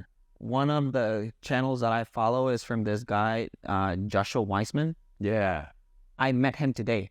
What? Where? At the San Diego airport. Oh shit. Joshua Weissman. Yeah. I was going into the boarding gate, and I saw this tall guy, glasses, goatee, mustache, long hair. I was like, is it him? No, it's not him. I just walked past him. Sat down. I was playing on my Switch, and I was like, let's see. I was not following on Instagram. I was subscribed to his channel on YouTube, but I remember like Uncle Roger. I love Uncle Roger, and I remember that he recorded a video with this guy and Andy Herndon from Australia. I looked at the video. Oh, Joshua Weissman. Clicked on his profile. Oh, stories. He was in San Diego at SDSU with the Tridents. Oh shit, it was him. Yeah. So I go back, and I was like, "Sorry, I'm just a question. Are you Joshua? What? Yeah, it's me. Yeah. Hey, thank you so much. You recognize me? Like, yeah." We had a conversation for like 30 minutes, 35 minutes. Sure. Super down to earth. And sometimes people becomes famous, but we forget that they're also humans, and they're happy to, like, some of them, right? Yeah. Like, some of them are super happy that you get to recognize them, that you get to they get to engage with their audience, with their people, with their followers. Yeah. I asked him for a photo. I posted it on my Instagram. I should have asked for a photo. Yeah, I posted it on my Instagram. And he was like super down to earth. He was now presenting a book that he's like, it was like the soft launch for the book. Mm-hmm. And it's super amazing. So if we get to be the bridge, the connection between the artists and the audience, that's what's gonna take us to the next level. Right. Oh yeah, that's gonna be DJs and Sauceros, bro. Yeah, that'd be. You know what I mean? Yeah. So we're on. I'm not gonna lie though, like with sometimes meeting famous people, I just think, me personally, I just feel like, damn, like, especially when Eddie brings all these amazing artists to Oasis, I just feel like, damn, like, maybe they don't want to talk to me, like, they're probably busy, you know what I mean? Like, when the reputation like precedes them, I think like, I go on the side of caution, like, okay, like, they've probably been approached by so many people, like, I don't want to inconvenience them, because that's how I felt. Like I guess the only famous person I met Arnold's son, the one who's like bodybuilding and competing. Yeah. And yeah, we met at the gym, and I just asked him like, are you Joseph? He's like, yeah. I'm like, dude, you're gonna like compete like your dad? And then he's just super cool about like talking about what he's doing with recording movies and all that. But Yeah. I think it's just one instance where like it was a positive experience, but I would hate to be that groupie fan boy that just like annoys people. So I don't know. Like, that's the only reason why I wouldn't approach them. You know what I mean? Yeah, I mean, there's people that is actually very annoying, and then they are like very rude. Yeah. And I have always talked about like if I ever meet a famous person that it's at a restaurant with their family, You wouldn't go out to the, yeah. I would. Oh. I totally would. Oh, okay. But I would wait until they finish their lunch, their meal, or whatever they're doing, their dinner, Yeah. and I would approach like, I have always dreamed about meeting Dave Grohl because I'm a huge rock fan, and Foo Fighters has been one of my favorite bands ever. Mm-hmm. Or Brandon Boyd from Incubus, Mm-hmm. and I have always dreamed about just bumping into them like Sure. in LA in a Just restaurant, say hi. like, and just, hey, Mr. Grohl, I know that you just finished your dinner, but could I have a photo? I'm a super fan. Yeah. Like, it depends on the way that you present yourself and Sure. how you ask for things Sure. is the way that you're gonna get things. Right. So if you're like, yo, photo, like, what the fuck are you? Yeah. Why should I Yeah. take a photo with you? Right? Yeah. I get it. But Yeah, we should end it. yeah, we should wrap it up. It's been amazing, and first time long form podcast. Last time was just like a quick reel. But Yeah. again, thank you for your time, and again, this whole conversation has been absolutely amazing. I've been fully engaged throughout the entire thing. We could probably talk for hours on honestly anything, but hopefully not the last time, right?